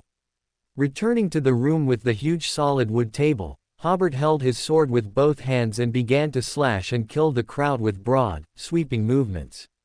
He was like he was practicing swordplay, and also like he was slicing vegetables, each swing of his sword reaping 1 or 2 lives. The bandits in the other courtyards all heard the screams coming from the main hall. They rushed over with weapons to support, but because the people inside were screaming so desperately, they didn't dare to go in and check. Soon, Hobert ended the lives of more than 20 people, took off his blood-stained cloak, and threw it on the table. Another bandit was severely wounded and struggled to crawl out. Hobert handed the hilt of his sword to Seal. This is your first test, kill him. Hobert was pointing at the bandit who was crawling out. Seal took a deep breath, accepted the somewhat heavy greatsword, and quickly chased after him, but when he got close, just like the last time he killed a sheep, his hands trembled violently. Hobert did not urge him, just watched quietly. Just as the bandit was about to crawl out of the room, Seal, who had been trembling for a long time, finally gritted his teeth and thrust forward. Ah! It pierced the bandit's leg. Seal quickly withdrew his sword and thrust again. Ah! It pierced the bandit's butt. This was not the end. Seal then stabbed the bandit in the lower back and shoulder. Just as Hobert could no longer bear to watch, Seal finally stabbed the bandit in the back of the heart, finally ending this round of torture. Hobert saw a mixture of fear and excited distortion on Seal's face, and saw the light flickering in his eyes. Hobert was quite satisfied with the effect of this corrosion. However, there were no obvious signs of the potion being digested. Hobert wondered if something was wrong. Did he have to use the ability of corrosion to make his subordinates dark and greedy? Was Ciel's current mental state not twisted enough? Not enough to digest the potion? Or was the direction error? Hobert stepped out and looked at the bandits outside the door. One of the armed bandits immediately fired a shot at Hobert, hitting him in the chest. Everyone was about to cheer, but then they saw the Lord calmly pat the smoke from the bullet hole, kick up a stone with his foot, and strike the head of the bandit who had fired the shot. The stone, like a shrapnel, smashed a hole in the bandit's head, killing him instantly. The stone's momentum slightly decreased, hitting another person's shoulder behind him, knocking him to the ground, where he screamed in pain. Only then did everyone react, turning and fleeing in a swarm. Hobert casually picked up a few stones and threw them out, and several more corpses appeared in the yard, though a few bandits still managed to escape. These people were already terrified, their weapons abandoned on the ground, posing no threat whatsoever. Hobert did not pursue these small fry, he still needed their mouths to spread his reputation. This time, Hobert didn't even need to speak. Ciel emerged from the house, killed the bandit in the yard who had been hit in the shoulder with his sword, and then respectfully returned the two-handed sword to Hobert. Hobert put away his sword and said to Roy, who was dumbfounded, "Go back to the Lord's manor and tell your father to bring the assembled men. I estimate these bandits have accumulated quite a lot, and the three of us can't move at all." Roy first spun around like a headless fly, then quickly ran down the mountain, shouting as he ran, "The two lords on the mountain are dead, this territory has changed hands." Hobert nodded, very satisfied with Roy's reaction. He had Ciel bring him a chair, and he sat in the sun, basking in it. He also told Ciel to collect the weapons in the yard and house, check for any other people, and search for the bandits' warehouse. Ciel first collected the weapons, then, holding a knife, went to the back to search. Hobert estimated that the time was about right, picked up the two extraordinary characteristics, and packed them in a box made of order crystal. Just as he returned to sit down, Ciel brought out several beautifully dressed women from the backyard. They had all been kidnapped to the mountain by the two lords, for their pleasure. Hobert told them to go back, but these women refused. They had been the lords' women before, and now, returning, they would be nothing, forced to continue farming and doing rough work. This made Hobert once again lament the moral decay in this territory. He said coldly, "Either go with your lords, or get out now." One woman asked, "Where is the lord?" "Hobert, he's over there, resting." When they saw the lord with his internal organs spilled on the ground, they all shrieked and left, some vomited a few times and then also shrieked and left. Watching them leave, Hobert suddenly mused that the ability of corrosion did not make people's hearts dark and greedy, rather, everyone had a morally corrupt side, and corrosion was merely a catalyst. Ciel, however, lamented, "What a pity. It was a pity to let such beautiful women go." Hobert, however, said coldly, "You performed well today, but in the future, as my subordinate, if you can't control what's in your pants, I'll castrate you." Ciel, frightened, quickly apologized, then went to look for the bandits' warehouse. More than 20 minutes later, Ciel returned and led Hobert to the bandits' warehouse. The backyard of this church had been used by the bandits to raise pigs, cattle, sheep, chickens, ducks, and geese, and there were also 2 horses. As for the bandits' warehouse, it was mainly grain. Hobert had not expected that such a small fiefdom could accumulate so much grain. It was clear that the land here was indeed very fertile, but it was quite wasteful to just pile the grain in the warehouse like that. In addition, there were many dried fruits. For agricultural products, dried fruits were very valuable. As for valuables, there were not many. Ciel only found some gold leathers and silver leathers, all coins, in the rooms of the 2 lords, totaling only over 50 gold leathers. Although this was already a huge sum in the mountains, if they had only accumulated so little wealth in 6 years, then the nobles would have gone bankrupt long ago. Moreover, it was said that 6 years ago, They had stolen all of Light Viscount's accumulated wealth, yet now there were no noble artifacts at all in the entire church. Even without clairvoyance, Hobert knew that most of their valuables and gains must have been handed over. Because the Gnostic Society had little demand for grain and dried fruits, they were piled up here. Soon, Philip came up with dozens of men. Seeing the corpses in the church, many people gagged, but upon seeing the accumulated goods in the warehouse, they marveled, how long would it take these dozens of bandits to eat all this grain? Hobert called Philip over and instructed, transport everything from the church to the Lord's Manor's warehouse, especially the weapons and valuables. You must supervise it well, nothing should be lost. Only then did Philip fully understand that this land had indeed changed hands. He said, Lord, the Lord's Manor's warehouse might not be able to hold so much grain. Then build a few temporary warehouses, Hobert continued. If there aren't enough men, find more, don't worry about the cost. Philip nodded repeatedly, yes, yes, yes. Hobert continued, send a few people to each village to find 2 young, strong men to build a large woodpile outside the church, and have those young, strong men carry the bodies out to burn them. It must be burned at night, and the fire must be large enough for everyone in the entire territory to see, preferably even Teuton Viscount across the lake.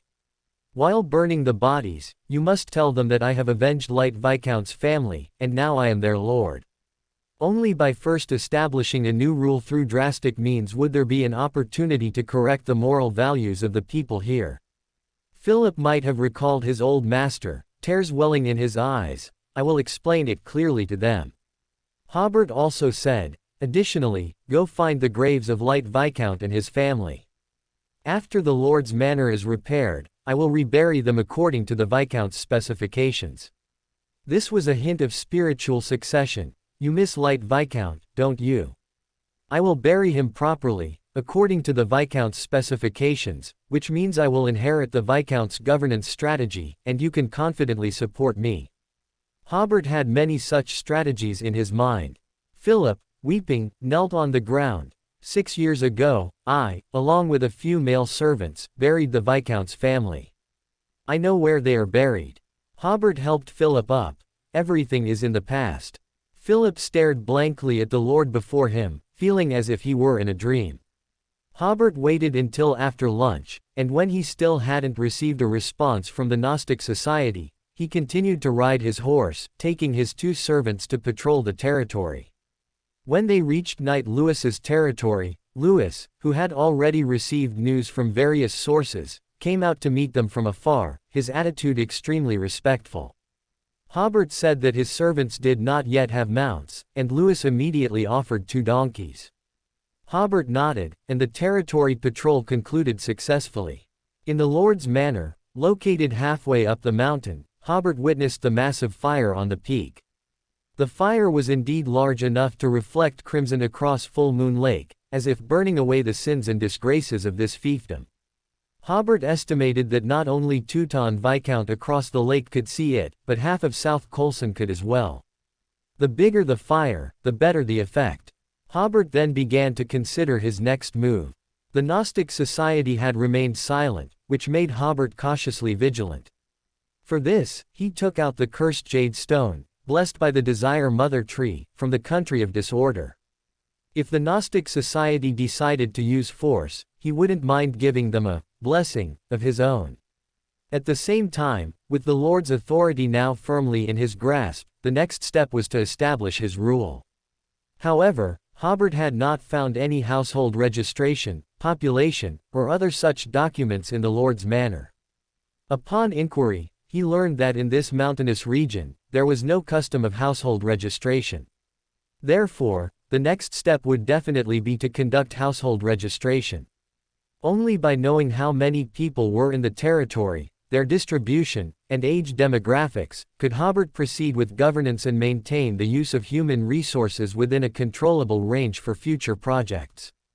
Activating the oil painting, Hobert fell asleep deep in thought.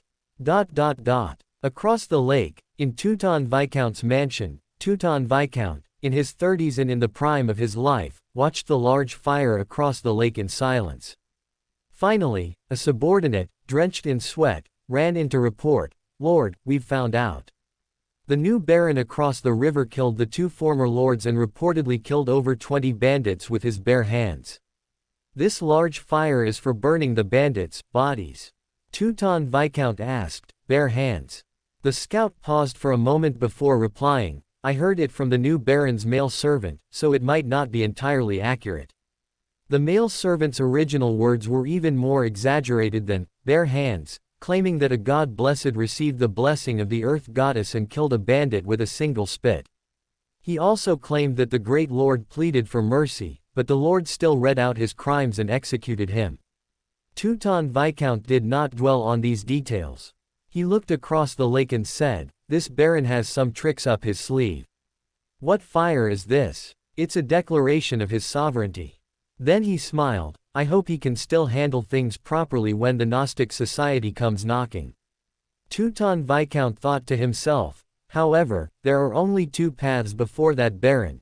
Either get out or lose his life here, or become a dog for the Gnostic Society." On a mountain several tens of miles from Jeffrey Town, a lady of unparalleled beauty stood, looking at the distant firelight and smiling. "His name is Hobert, isn't it?" Behind her, another equally beautiful lady said, "Yes, it is. His strength should not be weak. Go talk to him tomorrow and see if you can become his baroness. Wouldn't it be more convenient if we just killed him?" The lady of unparalleled beauty smiled, "I just learned some new information from the outside world 2 days ago. You can't kill him, and it's best not to. Cooperation is the best option." "Yes. Waking from his sleep, Hobert stared at the ceiling for a while, sighing at how fulfilling a baron's life truly was, and how it was already Saturday. Closing the oil painting, Hobert suddenly realized that the effect of yesterday's large fire had exceeded his imagination, actually digesting nearly 1/3 of the potion. Hobert felt something was off. If it was just about the common people acknowledging his status as lord, the potion definitely wouldn't have digested so quickly. This was a sequence 6 potion. It was inherently difficult to digest. With questions in his mind, Hobert still prayed to the Fool first, hoping to arrange with the Hanged Man to explore the elf ruins tomorrow. He soon received a reply from the Hanged Man, "No problem." Arriving in the front yard, repairs to the Lord's Manor had already begun, with 40 to 50 people busily working inside the Lord's Manor. Hobert saw submission and fear in their eyes. Yes, that look was undoubtedly fear. Some even trembled with fright. This made Hobert reflect on whether he had been too forceful yesterday. But he quickly felt that this was also a good thing, allowing him to establish his rule at the fastest speed. During breakfast, Hobert suddenly understood why he had digested 1/3 of the potion so quickly. It was precisely because of people's fear. He finally understood the inner meaning of corrosion and baron. First, he had already figured out baron before, which meant the common people in the fiefdom acknowledging his status as lord. This acknowledgement was not a one-time thing. For example, Hobert punishing York could make the common people acknowledge his status as lord, and that large fire could make the common people acknowledge his status as lord again. Hobert repeatedly demonstrated the lord's authority, and the common people repeatedly acknowledged his status as lord. This was the process of acting. And corrosion did not merely refer to the corrosion of the minds of those around him. Hobert believed that it was the loyalty shown to him by the common people of the territory due to fear, and this was the essence of corrosion. Baron was just a title, and corrosion was just a process. The ultimate goal was to continuously make the common people acknowledge Hobert's status as lord, and continuously make the common people show loyalty to Hobert, even if it was loyalty born of fear. No matter the purpose, whether it was winning over people's hearts or instilling fear in the common people, as long as they could be made to show a certain degree of loyalty, the other aspect of acting as a lord, or rather, a corrupted baron, was completed. The reason it was called corrupted baron was because after sequence 6, there was the ability of corrosion. Therefore, corroding the minds of those around him, making them greedy and dark, and then using their desires to control them, making subordinates show enough loyalty. This method was the simplest process. So the potion's name was Corrupted Baron, not Loyal Baron. Hobert smiled and sighed. This pathway truly is the shadow of order, even in the name of the potion and its digestion method, so many loopholes can be found. He then breathed a sigh of relief. He had tried yesterday and found that he was really not cut out for corrosion, others. Even though Seal indulging in women would better achieve the goal of corroding the other party's mind, Hobert still reminded him, because he believed that his subordinates could not be lechers, which seemed to be the most basic moral requirement for subordinates. After breakfast, Hobert was about to call Philip for new instructions. However, Philip came himself. "Lord, a beautiful lady outside is requesting to meet with you." Since it was a beautiful lady, there was an 80 to 90% chance it was someone from the Gnostic Society. Hobert said, "Please invite her in." A moment later, a tall lady, who, though not dressed lavishly, was very radiant, entered the door. Ciel's eyes immediately straightened. Hobert cleared his throat. Ciel instantly felt a chill in his crotch and quickly turned his face away, not daring to look again. The beautiful lady smiled and introduced herself. "Lord, you can call me Helen." Every glance and smile of hers exuded a captivating beauty that made one's heart itch, so much so that even Hobert had to silently chant in his heart, "She was a man before, she was a man before," to maintain his composure. Ciel, the ordinary person beside him, was already breathing much heavier. Hobert said to him, "You go out first, I'll talk to Miss Helen alone." Yes, Ciel felt like he was escaping. Only after he got outside the door did he breathe a sigh of relief. Uncle was right, my experience is still too shallow. This is a real woman. Those women soliciting business at the dock, well, they were just okay. Then, he was very curious how Lord would talk with the beauty inside the room. The scene inside the room was far from as sordid as Ciel imagined. Hobert still sat in his chair. "You shouldn't use extraordinary abilities on my servant." "I'm not using it on him, I'm using it on you," Helen smiled charmingly. "Perhaps it's ungentlemanly to say this, but I still have to tell you, I've met a more beautiful and elegant lady, so my standards for beauty are quite high." Hobert smiled. "You can withdraw your ability, let's talk about some practical matters." "Oh." Helen's eyes flickered. No wonder Ms. Monica said this Baron could cooperate. Could it be that he's slept with a member from another place? That would indeed make it very easy to establish a cooperative relationship. Helen indeed stopped using her extraordinary ability, but her every move still attracted the gaze of the opposite sex. Hobert asked, "May I ask what you need from me? I heard you didn't bring your wife." "I have no plans to get married right now." Helen smiled. "I didn't say I wanted to marry you, I just want to be your wife." Hobert reached into his pocket and took out a wooden box. "May I consider what you just said as an intention to cooperate? Then this is my sincerity for cooperation." Saying this, he pushed the wooden box towards Helen. Helen was slightly stunned, opened the wooden box and looked. It contained two extraordinary characteristics, one, instigator, and one, apprentice, which should be the extraordinary characteristics of the two fools killed yesterday. "However, if you want to cooperate with me, you must cooperate with me personally. You cannot bypass me and cooperate with others in my territory," Hobert said seriously. "From now on, in my territory, only I have the final say." Although Hobert would try his best to exercise restraint and not cooperate with the Gnostic Society in bed, in other areas of cooperation, as long as it didn't harm the people in his territory or his own interests, he wouldn't refuse too thoroughly. Hobert had already thought last night that this was a necessary compromise before the Earth Mother Church sent people. A Sequence 6 like him couldn't challenge the Gnostic Society, the Blood Worship Sect, and the Aurora Order simultaneously, and Hobert would never cooperate with the Aurora Order and the Blood Worship Sect. The former are a bunch of lunatics, cooperating with them is asking for death. The latter regard human lives as grass, and their cruelty and bloodiness have far exceeded Hobert's bottom line. After much thought, establishing a certain degree of cooperation with the Gnostic Society was still acceptable, but Hobert also understood that such cooperation could not exceed his bottom line.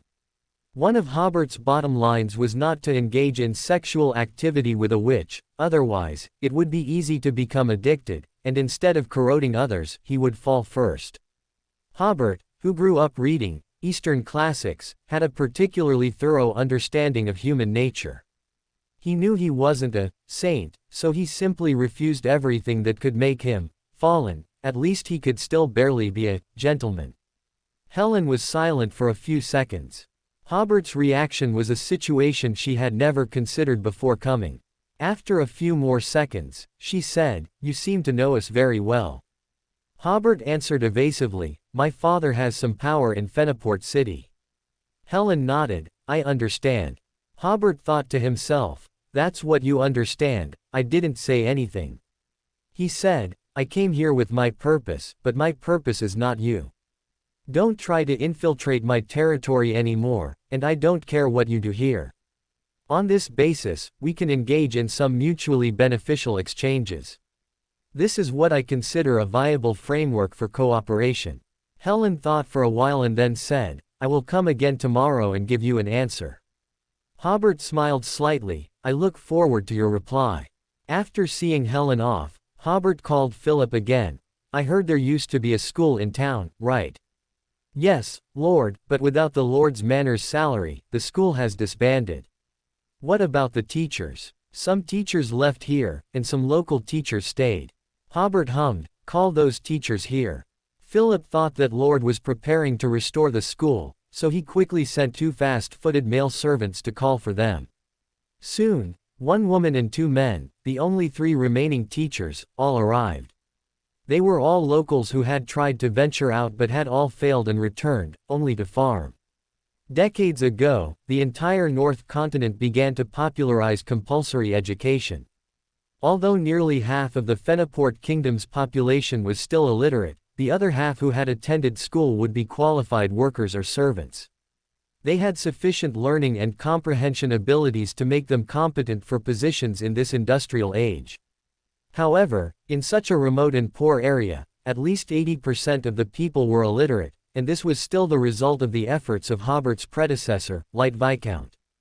In territories that had been without a lord for decades, the illiteracy rate was close to 100%. "I'm going to restore the school," Hobert said directly. "Your salaries and benefits will be the same as before, paid weekly by the Lord's Manor, and your pay starts today." The 3 teachers were all pleasantly surprised. Being a teacher was certainly better than farming, the work was easy, and they were generally respected. They immediately bowed to Hobert, expressing their praise for Lord. "But I have to get people to repair the school first," Hobert smiled. "So before the school is repaired, you will come to the Lord's Manor to work. The specific work content will be personally assigned by me." The 3 nodded repeatedly, indicating their willingness to follow Hobert's arrangements. Hobert instructed, "Your task for the next 2 days is to find 15 people who can read and write and teach them how to fill out this form. Next, I need them to do a survey, and their weekly salary will be 2/3 of yours." All 3 were stunned, feeling that Lord's instructions were a bit strange, but they all diligently studied the form Lord provided. They were relatively unfamiliar with efficient forms. Hobert explained it to them for over an hour before finally clarifying the purpose and usage of the household registration popularization form. On Saturday evening, Hobert once again used travel to reach Fenaport City. In the room prepared for him, there were already 2 large cloth bags full of silver leathers, and a small bag of gold leathers, coins and banknotes. Hobert went to Dofus again, asking him to help purchase a large quantity of paper, pens, ink, stationery, and so on, because Hobert had only learned at noon that paper was relatively scarce in his territory. Early the next morning, Hobert was sleeping soundly when his spirituality woke him. Someone was gently fiddling with the door latch. Hobert was startled. A thief. He looked out the window. It was almost dawn. If it was for work, wouldn't this be considered late? At this moment, Hobert smelled a faint, almost imperceptible perfume, and he roughly understood who was outside. He extended his spirituality to the oil painting, confirmed that the oil painting hanging on the wall was still active, and waited quietly for the other party to fall into his trap. After 2 or 3 attempts, the door latch was opened by the other party, and sure enough, Helen entered with a smiling face. "Lord, time to get up." What a beautiful sight. The monster with eyes on its chest emerged from the oil painting, and unceremoniously gave Helen a curse. Helen was full of surprise, retreating repeatedly. Crash! A pane of glass on the window shattered. Helen used a mirror substitute to avoid the curse's damage. At some point, a short sword made of ice appeared in her hand. While nimbly dodging the monster's claws, she plunged it into the monster's heart. The monster thus disappeared into the void. "What are you doing here?" Hobert asked. Helen immediately put on a bright smile. "I came to see you. If I were you, I wouldn't be in the mood to use charm on the person in front of me. This oil painting is a very strange sealed artifact. As its owner, I won't suffer most of its damage and negative effects, but it has already marked you and will try to kill you when you are most vulnerable or sound asleep." Helen was startled. "Then what should I do?" Hobert shook his head. "I don't have any good ideas either. I think you'd best ask your elders or superiors for help as soon as possible." In fact, he didn't want to completely solve Helen's problem, he wanted to give her enough deterrence. Helen, of course, did not doubt Hobert's warning. She withdrew her charm ability. "I came to tell you that the elders have agreed to your cooperation plan, but I must stay in your lord's manor as our liaison for cooperation." "That's fine. I won't give you any orders, but you must abide by the rules I give you," Hobert said. "The first rule is, from now on, without my permission, do not enter my bedroom. For you, it's very dangerous." Helen nodded and left quickly without having time to haggle with Hobert. Hobert still got up at his usual time.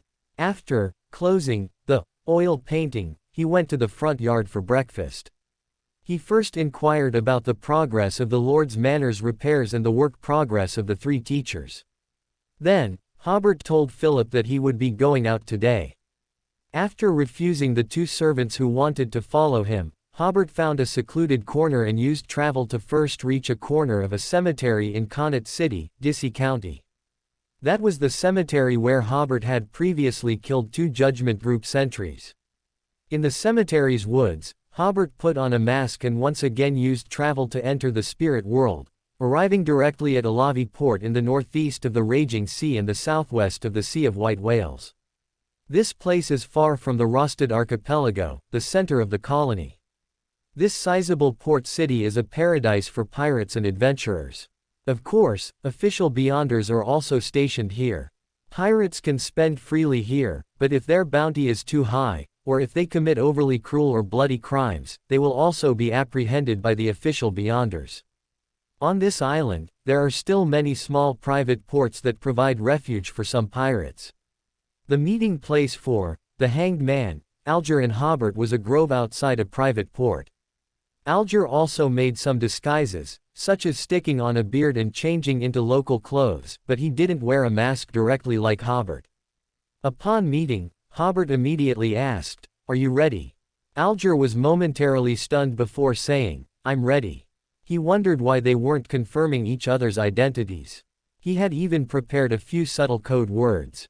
Hobert grabbed Alger's shoulder. "Please continuously repeat the general location of that ruin in your mind." Alger couldn't help but ask, "Aren't we going to confirm each other's identities?" "We're going on an adventure, not to the Red Theater," Hobert smiled. "If I find you have a problem during the adventure, I have plenty of ways to make you die mysteriously." Alger nodded, realizing this was indeed the case. So, as the Emperor said, he began to continuously repeat the ruin's location in his mind. Suddenly, the scene before him became vividly colorful. The trees and flowers seemed to be splashed with a layer of paint. Passing through this bizarre and kaleidoscopic scene, the 2 arrived in the spirit world. Hobert warned, "Do not make eye contact with creatures in the spirit world." Alger quickly lowered his head, continuing to set the course for this travel. Hobert noticed that the surrounding spirit world space gradually became distorted. Some areas looked like they were boiling, with mist, bizarre spirit world creatures, and even things like rocks and castles constantly tumbling. Hobert speculated that they had likely entered the spirit world beyond the safe shipping lanes of the raging sea, just as he had said. Compared to the raging sea in the real world, the spirit world was a completely smooth path. The journey was relatively smooth. When the space in front of them became kaleidoscopic again, they left the spirit world and found themselves on the beach of an unfamiliar island. And the scenery around the island left both of them wide-eyed. Thick, dark storm clouds almost connected with the sea surface. They surrounded the island tightly, like an iron barrel. And at the top of the storm clouds, there was a patch of clear sky. This gave Hobert the feeling of being in a deep well. Directly above the island was a circular clear sky, like a wellhead, while all around were impassable well walls. On the well walls, fierce winds raged, and lightning flashed and thunder roared. The storm clouds could be seen moving rapidly. Hobert even wondered if he was in the eye of a giant hurricane. Alger even sighed. I've seen many wonders at sea, but this is the first time I've seen a sight like this. Then the two looked towards the island. Alger immediately recognized several Beander creatures, including storm green-winged eagles, blue shadow falcons, and dragon-eye sea eagles. In the seawater, there were also agate jellyfish, blue-eyed electric eels, and so on. The main materials formed by these Beander creatures were all things he would need or had used in the past. Hobert and Alger went to inspect the interior of the entire island again. The island was relatively flat except for a few mountains in the middle.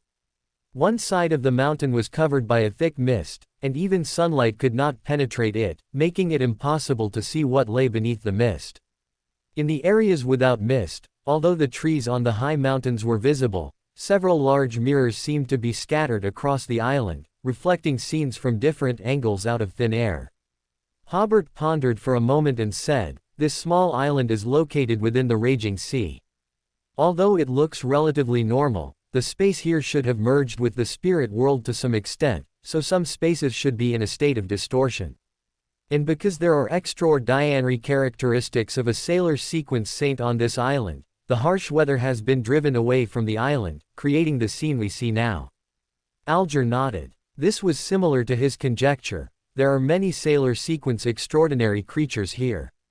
If you can help me hunt the blue shadow falcon and the dragon-eye sea eagle, I will forego one opportunity to choose a spoils of war. Understood. Hobert asked, what does a blue shadow falcon look like? That one is. Before Alger finished speaking, Hobert spread his arms as if embracing the sun, divine light.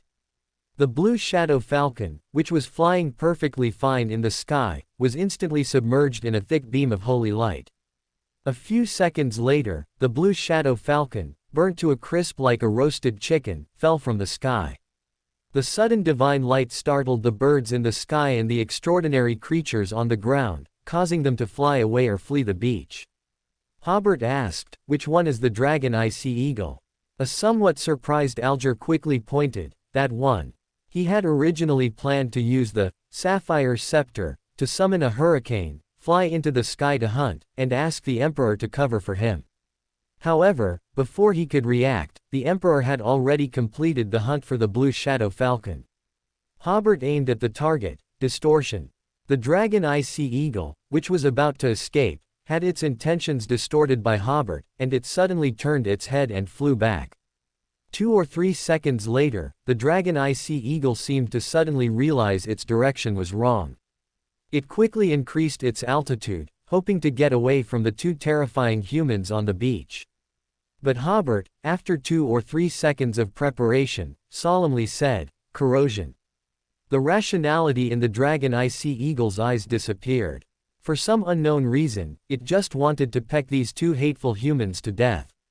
Hobert stood on the beach with his Tang Dao, and when he felt the height was appropriate, he decisively struck, severing the dragon-eye sea eagle's head. Thump! The dragon-eye sea eagle, split in two, fell onto the beach, its headless body twitching. Alger, while amazed by the Emperor's strength, quickly went to collect the extraordinary materials. Hobert, who had sheathed his blade, said, I didn't expect the sailor sequence extraordinary creatures to be so irritable. Alger's movements in his hand paused slightly, thinking, you have the nerve to say that. You're more like the raging people, aren't you? Before even exploring the island's true nature, you used such a grand, divine light. What if it awakens some existence on the island?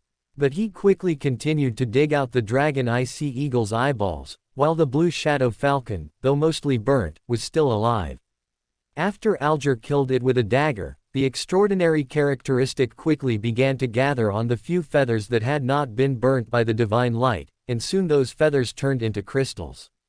He could hardly believe that the main material he had waited for so long was collected just like that. For Alger, having just landed, this expedition had already yielded satisfactory results.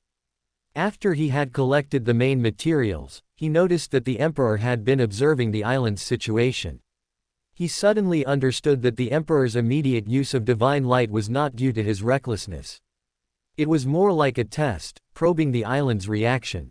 The two observed for a full minute, and the small island showed no changes. Hobert said, we'd best stay close to each other. If we encounter an accident, immediately use travel to leave. Alger nodded, then consciously took out a machete to cut through the vegetation ahead, clearing a path for the two of them. There were no traces of humans on this island, but many extraordinary creatures and plants had settled here. As the two walked forward, they hunted extraordinary creatures and plants, obtaining 1 sequence 7 and 2 sequence 8 main materials in succession. The blood of these extraordinary creatures and the sap and fruits of the plants were also excellent spiritual materials. Since it was still morning, today's exploration was not urgent, so both patiently collected these spiritual materials as well. Until they encountered an area where the light was noticeably different from its surroundings. The two stopped cautiously to observe. What lay before them was the mirror-like scene they had seen from the beach. Ahead was also a jungle, and the mountain not far away was visible, but the light and colors were greatly different from the surroundings. Moreover, whenever a gust of wind blew, these areas with different colors would sway back and forth. In other places, the wind only made the leaves or the canopy sway, but in those areas with distinct colors, the entire large tree, and even the entire space, swayed, as if the scene ahead had become a backdrop with a realistic painting, and when the wind blew, the entire backdrop would sway. Hobert picked up a stone from under his feet and threw it in. After the stone entered the area with different colors, its color also changed, but the stone still landed, rolled a few times, and then lay motionless on the ground, becoming part of the backdrop. Then Hobert began a second experiment. He broke off a branch, extended the front half of the branch into the backdrop, and when he brought it back, the front half of the branch had become a thin layer. This was a very strange sight. The bottom was a normal branch, and the upper part of the branch and leaves looked normal, but they had no thickness. Especially the round branch, which still looked round from the front, but from the side, it was only as thick as a piece of paper. This scene once again amazed Alger. This is. Hobert seemed to understand something. Could this be a two-dimensional space? Ah! Alger heard this term for the first time. Hobert, however, continued to speak to himself. I forget where I read it, but the spirit world, to a certain extent, is actually a four-dimensional space. So, theoretically, a two-dimensional space must also exist. Seeing Alger's bewildered expression, he threw the branch in his hand directly into the two-dimensional space, then found a new leaf and held one side towards Alger. If you only look at one side, there are only two dimensions, length and width. Then he laid the leaf flat. Viewed this way, the leaf has thickness. Thickness is the third dimension.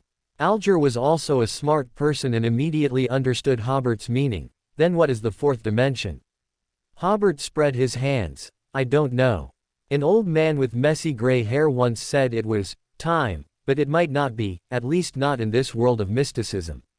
Hobert explained, the fourth dimension is definitely not length, width, and height, but an additional dimension on top of length, width, and height. We would be like paper-thin figures in 3 dimensions if we were in that dimension. However, considering that we can travel through enclosed spaces in the spirit world, the fourth dimension must be able to easily jump out of the other 3 dimensions. It's like drawing a circle on paper. If there were two-dimensional beings, the circle would be an insurmountable barrier for the beings within it. But if we possessed the third dimension, we would only need to walk normally to step out of a circle on the ground. Alger exclaimed, "This is a very logical new discovery. Its theory seems quite mature." Hobert smiled and shook his head. "In short, when facing such two-dimensional spaces, we must walk around them. As you saw just now, once you enter them, you lose thickness upon exiting, we become paper-thin figures." This reminded him of a classic science fiction novel he had read in the Ad era. Alger nodded, but then he had a new question: why didn't we feel any damage from the dimensions when we returned from the spirit world to the real world? Hobert smiled. "That's because we returned from a higher dimension to a lower dimension. Higher dimensions can encompass lower dimensions, just as there are planes in the real world. So, when we enter a higher dimension, we, as lower dimensional beings, will not suffer damage from the dimension. However, when higher dimensional beings enter a lower dimension, for example, if the two of us enter the two-dimensional space ahead, we will lose our thickness. I don't know if there's a way to restore it, I certainly haven't thought of one." The two of them discussed this issue while carefully avoiding the two-dimensional space in front of them. Alger was a bit puzzled. Where did these two-dimensional spaces come from? Theoretically, the spirit world is a higher dimensional space, but I've never heard of any place corresponding to a two-dimensional space. Hobert was also somewhat perplexed. This doesn't seem to be a product of the real world and the spirit world merging and undergoing distortion. He hadn't figured out where they came from specifically. These two-dimensional spaces were not difficult to bypass, nor did they show any signs of expansion. They were like fruit pieces in jelly, clearly distinct from the surrounding space but completely unrelated. As they detoured, the two also tried to stay away from the mists. Although the mists looked harmless, who knew what lay within them? They could explore the areas outside the mists today. It wouldn't be too late to explore within the mists later when they had time. They walked until noon, reaching the mountain in the center of the island. At the foot of the mountain, they found a freshwater stream and some long-abandoned elf ruins. At the same time, they saw a grand hall-like building. This building had a typical elf style and appeared to be relatively well preserved. Both were prepared, having brought some food and water. They each ate a simple lunch, rested for a bit, and then began exploring the grand hall. Upon entering the hall, Hobert realized it must have been a temple. In the center were a dust-covered altar and a statue, and the surrounding walls were adorned with murals. However, the statue was very strange. It was a multi-angled, multi-faceted, polygonal crystal-like structure. Each side was carved with some mystical symbols, and each face seemed to represent a different meaning. Hobert paused for a long time before asking Alger, "Have you seen a statue like this? Is this a statue? Could this be an abstract representation of the Elf King?" Alger shook his head. "I have never seen such a belief." Then Hobert was drawn to the murals on the wall, arranged from left to right, one after another. The first depicted a battle scene. The main figure in the mural was an elf king with pointed ears and blue hair. He rode the waves, surrounded by storms, and wielded a lightning spear. Hobert believed this should be the image of the Elf King, leading the elf in battle against giant dragons. This likely depicted a war during the Second Epoch. It seemed the elf living on this island had a long and profound history. The second mural still featured that Elf King, battling a towering figure radiating sunlight. Alger guessed, is that the eternal blazing sun? No, is it the ancient sun god? Hobert nodded and looked at the next mural. This mural, however, depicted a scene of absolute hell on earth. A group of people holding crosses and emitting light from their other hands were hunting the elf. Some elf were decapitated, some elf women were being humiliated, and some elf heads were cut off and hung on spears, like a declaration or a deterrent. This was definitely a dark chapter in the ancient sun god's history, but Hobert felt this was likely the true history. When a race's spiritual and power leaders both fell, most of the elves should have been subjected to slaughter or enslavement. After all, although the ancient sun god was much more rational than the ancient gods, he would certainly still have a side of distortion and madness, and his divinity would outweigh his humanity, preventing him from stopping his followers from such a slaughter. Only a portion of the elf survived by fleeing to various islands under the protection of saints. Hobert didn't find this particularly cruel, because before this, humans were the ones being enslaved and subjected to slaughter. The next mural showed the elf performing some curses, while on the other side, the sun had fallen to the ground. Hobert pondered for a moment before realizing that the elf on this island believed their curses caused the ancient sun god's fall. They might have known such an idea was a bit far-fetched, but drawing it this way felt satisfying to them. A stone door separated the murals. Hobert passed through the stone door and continued to look. On the new mural, an elf leader was leading the elf in battle against a group of people dressed in storm church attire. Seeing this mural, Alger's heart tightened. Although the storm church attire in the mural was clearly different from today's, he, of course, knew that it represented people of the storm church. He hadn't expected such a period of history. Hobert believed that this battle should have occurred in the fourth epoch. It was said that at that time, there were still many elf in the sea, but by the fifth epoch, the elfin giants had largely disappeared. They certainly didn't disappear for no reason, it was a history of human rise. Whether on land or sea, humans became the undisputed protagonists, and the remaining elf could only flee to remote islands like this one to live. Continuing to look, the history of this group of elf did not end there. Suddenly, one day, the sea became violently turbulent. A saint of the elf, holding a scepter and wearing a golden ring, blocked the sea's fury around the island, creating a spectacle like an iron barrel. Immediately after, that saint, holding the scepter, seemed to hear a voice from the void. This mural is somewhat abstract. The saint from the previous mural, who drove away the violent weather, is now listening intently towards a dark place. This should have happened in the fifth epoch. The violent weather on the sea before should represent the scene when the raging sea was formed. It's unknown what that saint heard, but in any case, the elf changed their faith from then on and erected a new idol. The last mural depicts a scene of a bloody sacrifice. A tall elf lies on an altar, his face contorted in pain, while a priest is cutting open his chest, cutting open his heart.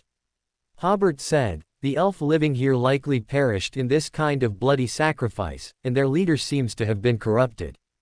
Alger nodded, feeling that what he had just witnessed was a heavy and bloody history. Then, both of their gazes turned to the stone door behind the temple. There was a crack in the stone door, and a cold wind blew out from inside. They both pushed open the stone door. Inside was a cave connected to the mountain, like a long, dark corridor. Hobert infused his spirituality into the warm ring, then wiped his staff with his hand. The staff immediately emitted a dazzling light, illuminating the path ahead and casting a sacred veil of light over both Hobert and Alger. After passing through the corridor, they arrived at a spacious cave. After clearly seeing the scene before them, both were somewhat surprised. In this cave, there were many mummified elf, neatly arranged in two formations. They must have either turned into mummies immediately after death, or died as mummies, otherwise their remains could not have been preserved so perfectly. In front of a small altar in the middle of the cave, there was also a kneeling mummy, who was probably the elf's priest. Hobert and Alger cautiously approached the altar. Both of their eyes narrowed. The symbol drawn in the center of the altar was actually the symbol representing the storm of Lord. Hobert then looked at the surrounding mummies. They were male and female, old and young. Some had an extraordinary characteristic on their bodies, but most did not. If they had only seen these mummies, the two might have thought it was a scene of a bloody sacrifice, but with the symbol on the altar, everything became eerie. Why would the last remaining power of the elf on the north-south continent draw the symbol of the storm of Lord, whom they considered their mortal enemy, on the altar? Inside this cave, there was another cave. Since they had come this far, they naturally had to continue exploring. The two moved forward again, passing through a not very long cave. On the stone walls of the cave were drawn some mysterious symbols. Hobert, being well versed in the occult, roughly understood that they seemed to be common symbols indicating a seal or similar concept. After passing through the cave, they arrived at another spacious cave, where there were many scattered corpses.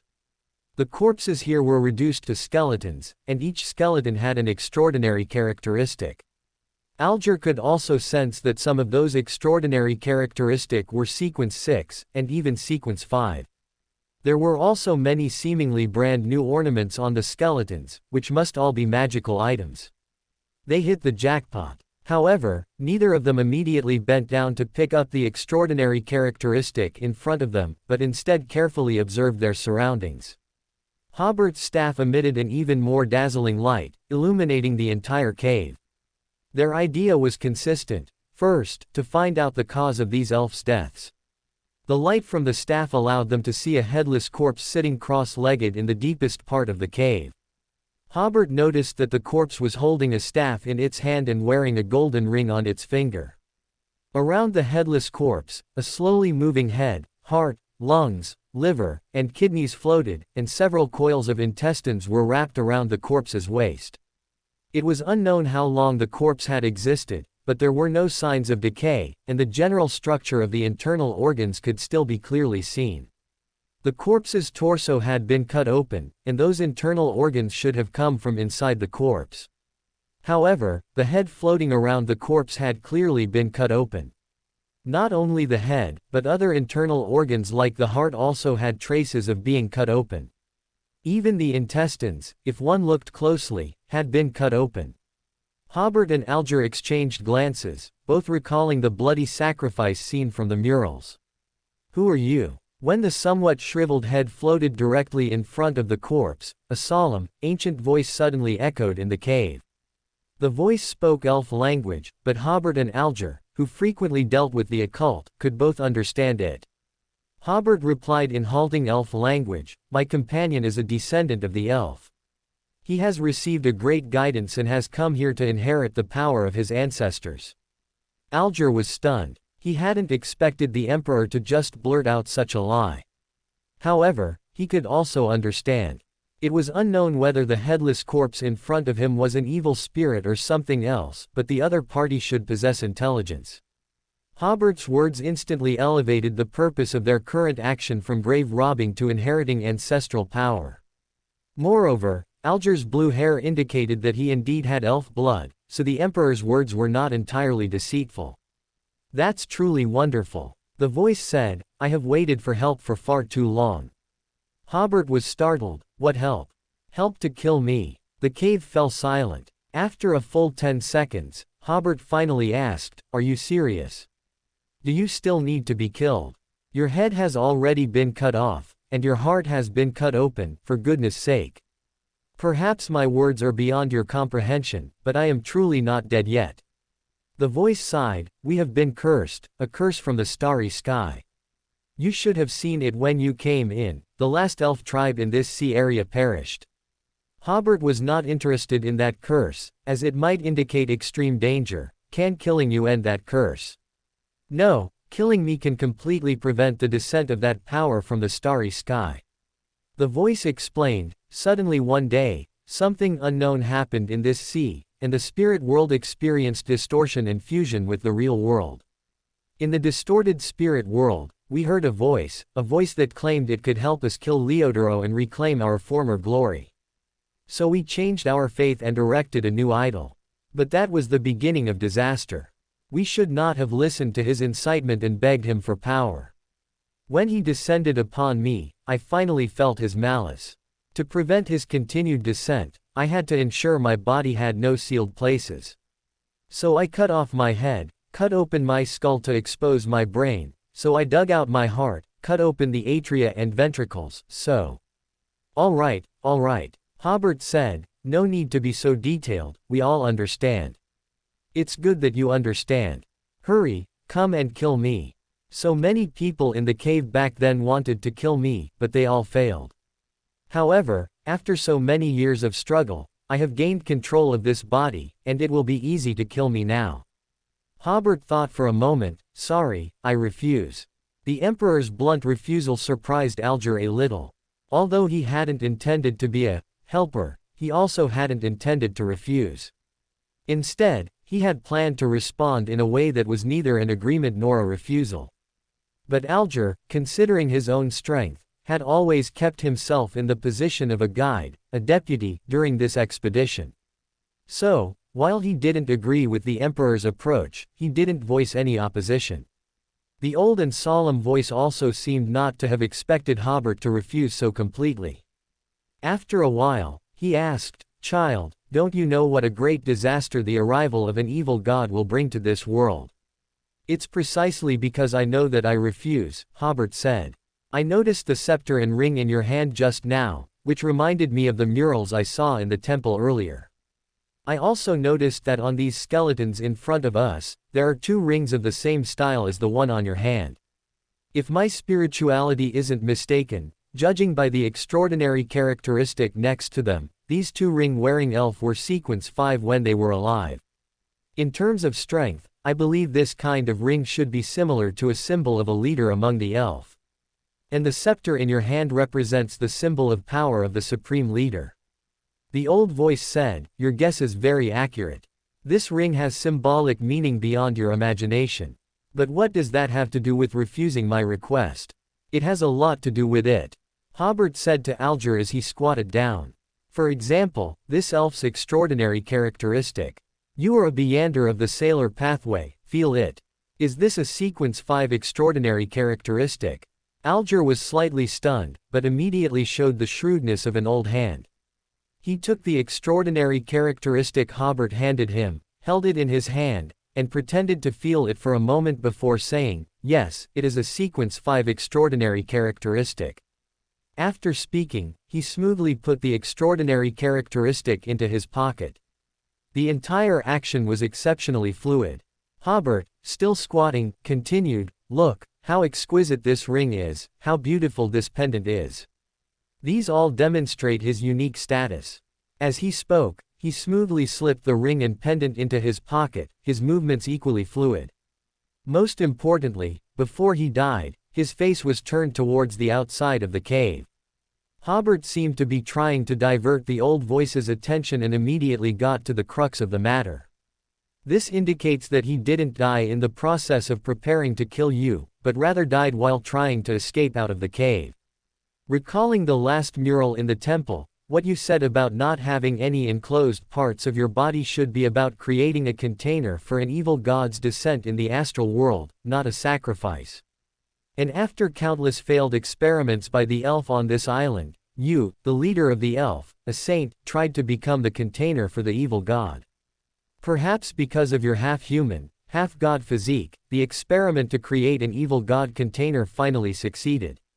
But at the same time as the success, evil power descended, causing all the elf leaders in this cave to lose control and die. Child, is your thinking always so abnormal?" The voice seemed to be amused. "If an evil god had already descended, it would trigger a catastrophe on the North-South continent.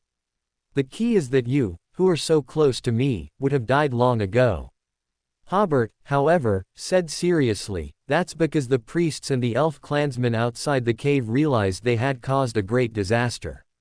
So they, along with the priests, sacrificed their lives to their sworn enemy, the Lord of Storms, allowing the Lord of Storms to descend and seal you in this cave, within this body. Although I belong to a different race than them, I believe they are very respectable people. If I'm not mistaken, as long as this body is destroyed, you will descend again, right? Lord Evil God." In fact, Hobert's initial suspicion that there was something wrong with this corpse was due to the corpse itself. In the outer cave, there were all mummies. If there was a skeleton among them, Hobert would definitely suspect the skeleton was problematic. Similarly, the inner cave was full of skeletons, with only one corpse showing no signs of decay, so it must have a big problem. Hobert therefore became suspicious and began a series of deductions and associations. Silence fell in the cave. Hobert slowly raised his hand and placed it on Alger's shoulder. "Actually, he said so much just now, first to naturally acquire some spoils of war, and second to distract the opponent." When Hobert realized there was something wrong with the corpse in front of him, he knew that this matter would not end well today. Whether he refused or agreed, the other party would not let them go easily. An evil god would not be satisfied with ambiguous answers. Instead of answering according to the opponent's intentions, it was better to simply flip the table. Of course, Hobert's willingness to take such a risk was also inseparable from his travel ability. The corpse suddenly raised its withered arm holding the scepter. The elf have a proverb, people who are too smart tend to die young. Hobert felt that the entire cave seemed to be filled with electricity, and he quickly used travel to escape. However, the space in front of him and Alger had just become illusory when it immediately returned to normal. The solemn voice said, "No one will escape from here." Lightning suddenly flashed and thundered in the spacious cave, and bolts of lightning fell from the ceiling of the cave. Hobert and Alger quickly separated to dodge. Alger's balance allowed him to perform acrobatic-like movements, avoiding the dense lightning. Distortion. Hobert could only continuously use distortion to dodge, and if he couldn't dodge, he had to use a paper figurine substitute. Even so, he was still struck by lightning, his hair and body hair standing on end, and his whole body blackened. Even with the living corpse Spoon's blessing and the corrupted Baron's strong physique, Hobert was still numb all over and his movements stiff from the electricity. Alger's sapphire scepter, however, showed its great use at this time. Even if he couldn't dodge, he could use the scepter to slightly deflect the lightning. Fortunately, both of them were old hands. While dodging the lightning, they had already approached the exit. Hobert, having been struck by lightning, scrambled and crawled, awkwardly hiding in the cave. Alger was not much better. Even though he hadn't been struck by lightning, all his hair stood on end, and there were several charred spots on his clothes. Hobert looked back and saw the corpse suddenly appear behind them. The heart, liver, spleen, lungs, and kidneys floating around the headless corpse were all exposed, and a strange, fishy smell could even be detected. However, this corpse could not leave the inner cave. Seeing the two escape, its somewhat shriveled head showed an angry expression, and its brain moved around in its skull in frustration. Hobert and Alger dared not linger and quickly walked out. But after only a few steps, a hurricane blew in from ahead. Whoosh! The hurricane was terrifying. The two quickly ducked along the wall to reduce their contact area with the wind. Hobert's hands, like steel claws, gripped the rock crevices tightly so as not to be blown back by the wind. Alger, however, did not have such great strength or body toughness. He was blown back repeatedly, almost being caught by the headless corpse. Hobert quickly extended a leg for Alger to grab. But the wind grew stronger and stronger. This was not a solution, the two would eventually be blown back into the cave. Hobert's mind raced, and he suddenly thought of the cursed jade stone he had taken from the country of disorder 2 days ago. The second time Elliot bribed the creator, the main offering was a sealed artifact that looked like a sleeve. Because the negative effects of the sealed artifact could not be sealed again, Hobert simply crushed it. While obtaining an extraordinary characteristic of a living corpse, he also received a blessing from the Desire Mother tree. With Hobert's current abilities, he couldn't completely eliminate the residual power of the Desire Mother tree, so he transferred this power to a stone from the country of disorder. This formed a manageable, high-level blessing. It could make the target spontaneously believe in the Desire Mother tree. Hobert had originally prepared this curse to deal with the Gnostic Society. The people of the Gnostic Society were relatively rational and willing to cooperate with Hobert, so the cursed jade stone had never been used. Hobert, unable to move in the strong wind, realized that now was the time for the cursed jade stone to be used. He shouted backward, "In my left pants pocket, there's a jade stone. Take it out and throw it behind us." Hobert didn't know if this jade stone would work, but it was the highest level item he had on him that he could throw without any burden. Hobert dared not casually throw away the uncontrolled stone and the order crystal. Alger strenuously reached out and tore open Hobert's left pants pocket. A red and green twisted jade stone fell out and, propelled by the hurricane, quickly dropped behind them. The hurricane suddenly stopped. A muffled voice said, "Desire Mother Tree." Hobert and Alger took this opportunity to quickly run out. As they left the cave, Hobert saw the headless corpse clutching the jade stone tightly with one hand, and fresh blood flowed from its head, heart, and other organs that floated around its body. The previously old and solemn voice said, stay here with me, and never think of leaving." But the muffled voice from before said, "I didn't expect this jade stone to awaken your will again. Haha, this isn't my main body, what good is it for you to keep me?" The old voice, "This is punishment for me, and punishment for you." As Hobert left the cave, the last image he saw was the headless corpse, whose torso was also bleeding, sitting cross-legged again, with a peaceful, no longer angry expression on its head. Hobert guessed that perhaps the cursed jade stone had awakened the headless corpse's unwillingness, regret, and the guilt of bringing about the tribal catastrophe, as well as the desire not to let the evil god succeed. The consciousness of that elf saint had awakened, once again suppressing the evil god's will and no longer seeking to break the seal. Fortunately, the cave between the two caverns was not long, and the two quickly reached the outer cavern. Despite the strong wind earlier, there was no change here. Whether it was an illusion or not, Hobert and Alger both seemed to feel the gaze of the mummies. Hobert, who was in front, stopped and tried to take off his hat, but found it had already been blown away by the wind. He tidied his clothes, bowed solemnly to the high priest in front of the altar, and then bowed deeply to the mummies on both sides. Hobert slowly said, "Please accept the respect of a human. Thank you for your contributions, thank you for your selflessness. You are respectable people." Alger was startled and followed suit. After speaking and bowing, Alger felt that the eerie feeling of being watched had disappeared. Hobert bypassed the altar and then continued to flee for his life, as if the person who had just bowed and the person fleeing for his life were two different individuals. Alger quickly followed, feeling that he had learned a lot from this exploration, such as being polite to corpses in ruins. Finally, they reached the temple outside, and both immediately realized something was wrong, as it seemed to be night outside. Their combined exploration of the temple and the cave had only taken about 2 hours, and both had even checked their pocket watches, confirming it was a little past 2 in the afternoon. Hobert once again used the power of the ring to make his staff glow brightly. Bypassing the polygonal statue, the two saw a thick fog outside the temple. The misty area they had seen before now covered the elf ruins at the foot of the mountain. Hobert tried, but still couldn't use his travel ability. He expressionlessly took out the potion he had bought from Viscount Roulant earlier, opened the spiritual and strength recovery potions, drank half, and handed the other half to Alger.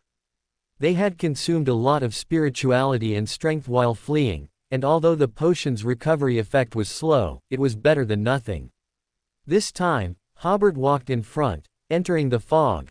"I should have thought of it when I saw the two-dimensional space. There might be a problem with the space here.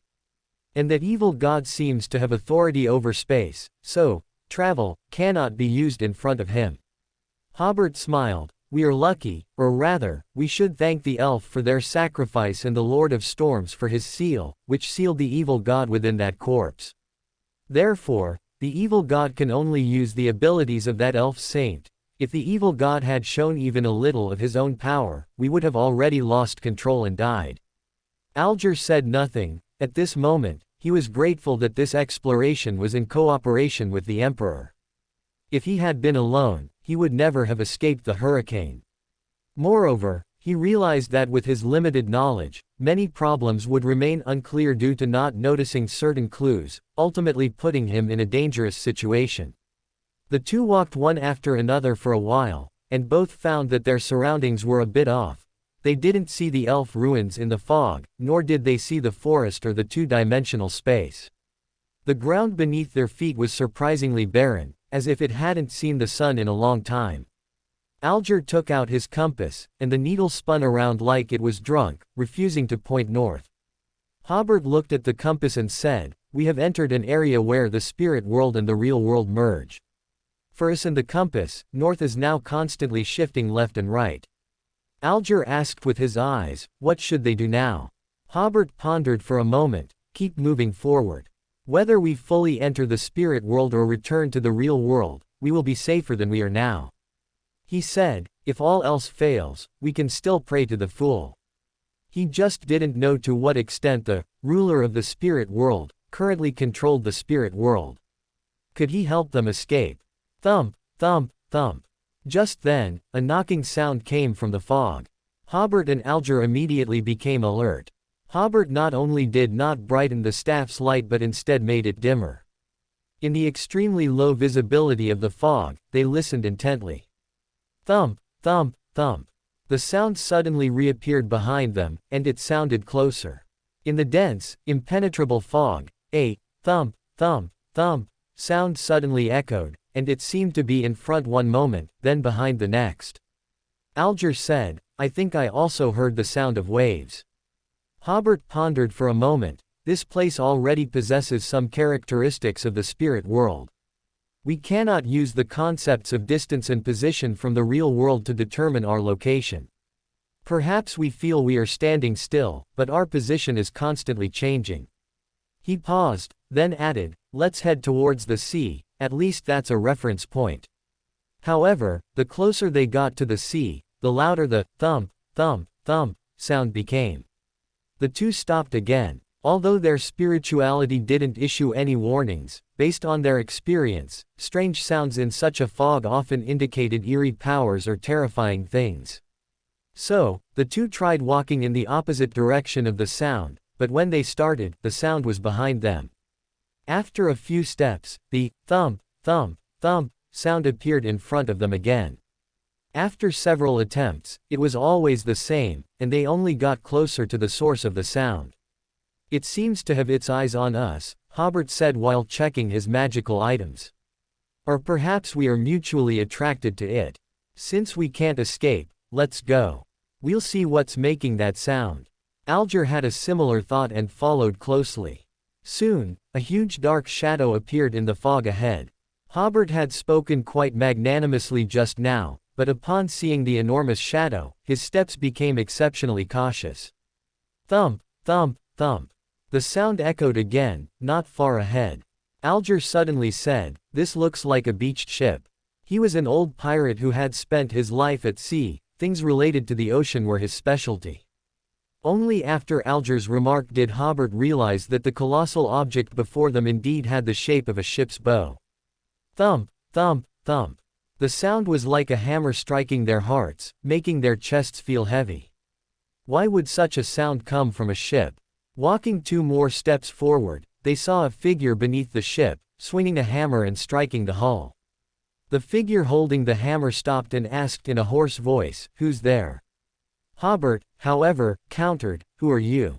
"I am, of course, a sailor of the Ariane. The recent storm beached us, and we are waiting for the tide to come in. Before that, the captain ordered me to repair the leaks in the hull." Hobert and Alger's gazes pierced through the fog, seeing the sailor. He had a pair of completely black eyes, with no whites. The sailor's hair was disheveled, obscuring his exact features.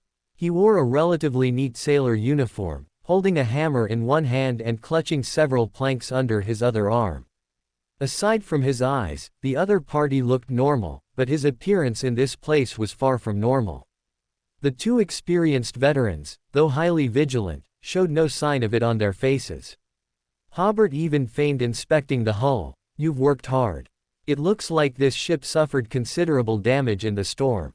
In reality, the ship had broken into 2 pieces, though not completely separated. All the masts were broken, and there were an estimated 4 or 5 large holes in the hull. Fortunately, it was on land. It would likely sink immediately if it entered the sea. Hobert looked at the iron hammer in the sailor's hand and the planks in his other hand. Even if he were given a shipyard, he would struggle to repair the ship. "Indeed," the sailor said. "That storm was truly massive. The captain said the underworld itself was blown open." "Ha ha ha. But even so, we didn't lose track of our target." Hobert offered a strained smile. "Your captain is quite humorous." He asked, "What is your target?" "Of course, it's the Trenserost Empire." The sailor pointed forward. "Look, it's right there, it hasn't gone far." Following the sailor's finger, the fog before Hobert and Alger suddenly parted. They saw clear skies again, and towering cumulonimbus clouds stretching from the coastline to the sky. Crack! A massive lightning bolt flashed across the cumulonimbus clouds, illuminating an incredibly huge ship's silhouette within them. Hobert felt goosebumps rise on his skin. That ship was at least a dozen stories high, and its enormous sails seemed to be full of wind, propelling the colossal vessel forward rapidly. Hobert exclaimed in surprise, "That is the legacy of the Terenzost Empire." Alger, meanwhile, said, "The legend of the Terenzost Empire's treasure is true." Ha ha ha ha ha. The sailor laughed heartily. These despicable Trensust, they built this large ship to set a trap for the emperor of the great undead empire. But the wise emperor of the underworld saw through it all. He dragged the small island, originally near the North Continent, where this great ship was built, to a location near the South Continent, and then cast a curse from the undead kingdom upon them. However, these Trensust indeed lived up to their reputation, managing to escape with the ship. So, we were ordered to pursue them, to sink them. The dense fog reappeared, once again obscuring the sky and the cumulonimbus clouds. Hobert quickly calmed down from his shock. He recalled the notes of Duke Sevilla that Lester had left in the room containing the ancient death god's corpse, which documented this very event. At that time, Mr. Azek had said that the Night Emperor had fallen before the Underworld Emperor even stepped into the trap. Perhaps it was precisely because of the Night Emperor's demise that the Underworld Emperor detected this trap and disrupted it. In any case, this was an old case, from over 1,000 years ago. Hobert didn't dwell on it further but smiled. "I wish you early success. We won't disturb your work." The sailor stared with his all-black eyes. "You still haven't told me, who are you? Why are you here?" Hobert and Alger both felt that the dilapidated ship before them, or rather, some power on the ship was awakening. A surging sense of dread permeated the surrounding dense fog. Hobert was all too familiar with this feeling of dread. He had suffered enough from it in the ruins of the Terenzost nobles. However, at this moment, he had to remain calm. So, Hobert took a deep breath and said, "We are messengers who transport the undead from the nearby sea, and we encountered you in this special fog." As he spoke, Hobert infused his spirituality into the psychic wine glass, causing him to emit an aura of the undead. The sailor asked again, "Have you come to guide me to the great undead kingdom?" "No," Hobert replied. "Your captain wasn't joking. That storm really did blow open a rift in the underworld, which is why you can see us." Hobert truly believed that the captain wasn't joking. The massive storm they encountered was very likely the one that created the raging sea. And there might be a saint on this ship, who sensed changes in the underworld and the spirit world, which is why he spoke that way. Of course, this sailor didn't know yet that he was already considered a spirit world creature, but did their captain have such a concept? Hobert's brazen lie worked, and the surging fear didn't continue to spread. The sailor also smiled and said, "We are all serving the great lord of the undead. Yes, after all, he is the final destination of all living beings." Hobert affirmed again, "It's just that our positions are different." The sailor no longer had any doubts. "I hope we can chat more when we meet again in the future." "Goodbye, both of you." Hobert smiled and said, "Goodbye." He and Alger could still feel the sailor's gaze, so they could only keep their composure and leave step by step. It wasn't until the mist obscured their vision and the thump thump thump sound resumed that the two of them quickened their pace, eventually breaking into a run. After running for more than 10 minutes, the two saw a two-dimensional space ahead. After cautiously surrounding it, they finally heard the familiar birdsong in the forest. Running a few more steps, they finally saw the towering cumulonimbus clouds, the clear blue sky, and the dense forest. The two were surprised to find that their current location was actually within the elf ruins. They quickly left along the path they came, and after more than an hour, they finally returned to the landing beach. Looking at the small island again, it still had high mountains, forests, a two-dimensional space that looked like a giant mirror from a distance, and mist on one side of the mountain, which seemed to be consistently neither too much nor too little. Hobert and Alger exchanged glances, both feeling a sense of having survived a disaster. Hobert chuckled. "This is what exploration is like. During the exploration and right after it ends, you always feel like you'll never take such a risk again in your life, but in a couple of days, you start to miss the process of exploration, and in another couple of days, you can't wait to embark on a new one." Alger nodded. This is a standard explorer's mindset. The two laughed heartily. Everything terrifying and nearly fatal they encountered today had become a part of their memories. Although it was only a little past 3 in the afternoon, the sky on the small island, like a well, already looked like dusk. Hobert reached out and put his hand on Alger's shoulder, and the space before them became illusory. They finally successfully entered the spirit world, which had a noticeable distortion. A few minutes later, they appeared in the forest of Alavi Island. The two took out the spoils of their exploration and placed them on a stone in front of them. There was a magical item in the shape of a pendant, an extraordinary characteristic of Sequence 5, a ring with a special pattern, 3 extraordinary materials, and corresponding blood, sap, and fruit. Of course, there were also the main materials formed after the deaths of the Blue Shadow Falcon and the Dragon Eye Sea Eagle, but according to their previous agreement, these 2 main materials belonged to Alger, and he would give up 1 chance to choose spoils. So Hobert used his first chance to choose spoils to select the magical item. In the second round of choosing spoils, Hobert had priority, and he picked up the extraordinary characteristic of Sequence 5. Alger took the main material of Sequence 7 and the corresponding blood. When it came to the third round of choosing spoils, Hobert took the ring, and Alger took another main material of Sequence 8 and the corresponding fruit. When it came to the last piece of loot, Alger was about to say that he would sell the materials in the next 2 days and split the proceeds, but Hobert spoke first: "Offer it to the fool." Alger was stunned, not quite understanding Hobert's meaning. Hobert explained, "We talked with the evil god for so long in the cave, we might have already been secretly contaminated, so we should ask the fool to help us examine it. For this, of course, we must offer a sacrifice. Actually, it was mainly to remove the contamination from the hanged man, Alger." Hobert had the country of disorder, he wasn't afraid of such contamination. Alger felt he had learned another trick, but this sacrifice is too shabby. Would the fool accept it? Hobert, however, smiled and said, "This mainly depends on our sincerity. Otherwise, we don't have anything on us that the fool would be interested in. If we really want to interest the fool, we might have to sacrifice another card."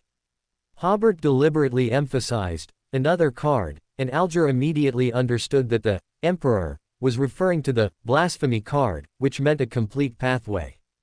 Alger nodded. Moving with Hobert today, he had felt more than once that he severely lacked high-level knowledge. For example, the high-dimensional and low-dimensional concepts Hobert mentioned earlier still gave him a headache when he thought about them now. Seeing Alger agree, Hobert quickly set up the altar and, after chanting the honorific name of the Fool in Hermes, respected the Fool. "During this exploration, we encountered a sealed evil god. I suspect that our spiritual bodies may have been unknowingly contaminated by the evil god, so I request your help. I request you to examine our spiritual bodies. For this, we are willing to offer an extraordinary material obtained during this exploration, as well as the corresponding spiritual sap. We know that you may not be interested in these offerings at all, but this represents our devotion and reverence towards you." Hobert, of course, knew that the fool would definitely be very interested in this. That extraordinary material could easily sell for £300, and those spiritual saps were worth upwards of £30. His sacrificial words were less for the fool, and more for Alger. Alger also only learned today that the sacrificial words were not fixed and could also be used to flatter a deity. Then he thought, no wonder the fool could tolerate the Emperor blaspheming a deity at the Tarot Club. Firstly, it was tacitly approved by the fool, and secondly, it might be related to the Emperor being more skilled at dealing with deities. He recalled Hobert's lie in the mist just now. He had been prepared to fight with all his might then, but he didn't expect Hobert to manage to portray him and himself as insiders of the ghost ship. This made Alger sigh. Sometimes the more one knows, the easier it is to avoid certain battles. As Hobert said, after about 10 seconds, the fool's sacrificial door appeared and accepted their offerings. Immediately after, Hobert and Alger were pulled together into the grand hall above the grey fog. Just as they came back to their senses, a polygonal, magically colored transparent crystal fell out of each of their bodies. Alger's eyes narrowed. This crystal was almost identical in shape to the idol enshrined in the elf temple. Alger saw that the crystal that fell from his body looked like a polygonal object, but within the polygonal object, there seemed to be some illusory stars. He could clearly see all the internal structures of the crystal, as if it were completely open, displaying all its structures before people's eyes. This reminded Alger of the first time he saw the spirit world, as if countless detailed pieces of information appeared before his eyes, and he felt at the time that his eyes simply couldn't take it all in. Later, he would automatically ignore some information, and he no longer had this problem. At this moment, Alger suddenly understood what the Emperor meant by four-dimensional. The two crystals, as if alive, bounced around on the bronze table, letting out desperate roars. Strange. Boundless gray fog began to flow onto the bronze table, tightly wrapping the two crystals, crushing them, and making them disappear into the illusion. Alger noticed that throughout this entire process, Mr. the Fool, who appeared grand and powerful, didn't even lift a hand. Everything was resolved so effortlessly. How could he know that these gray fogs, when resisting external invasions, were automated, just like the order clock in the country of disorder? Hobert quickly rose and bowed to the Fool. Praise the Fool. Alger also quickly rose. Praise the Fool. The Fool, Klein asked, how is his current state? Alger was slightly stunned before he realized that the Fool was asking about the evil god. Mr. the Fool knows who we encountered, and Mr. the Fool refers to the evil god as he, so it's very likely he knows that evil god.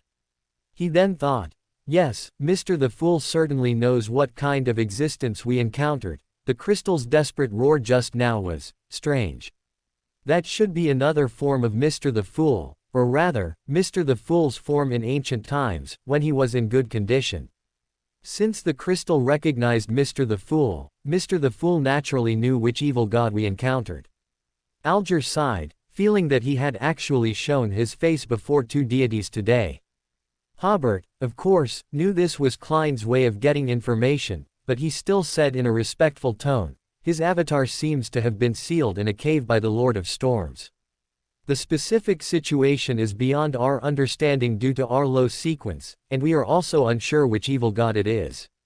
However, from my observation, that avatar's state is not good, and it cannot infiltrate any power into the real world. Mr. the Fool nodded slightly. You may go back. Hobert and Alger's vision was covered by gray fog, and in an instant, they returned to the forest. Hobert deftly tidied up the altar, then smiled at Alger. Now let's discuss the ownership of that small island. Although you provided the location information, I provided the method to land on that small island. I think that small island should belong to our joint discovery, and all the property on it should be jointly owned by us. Alger said somewhat helplessly, you are very right.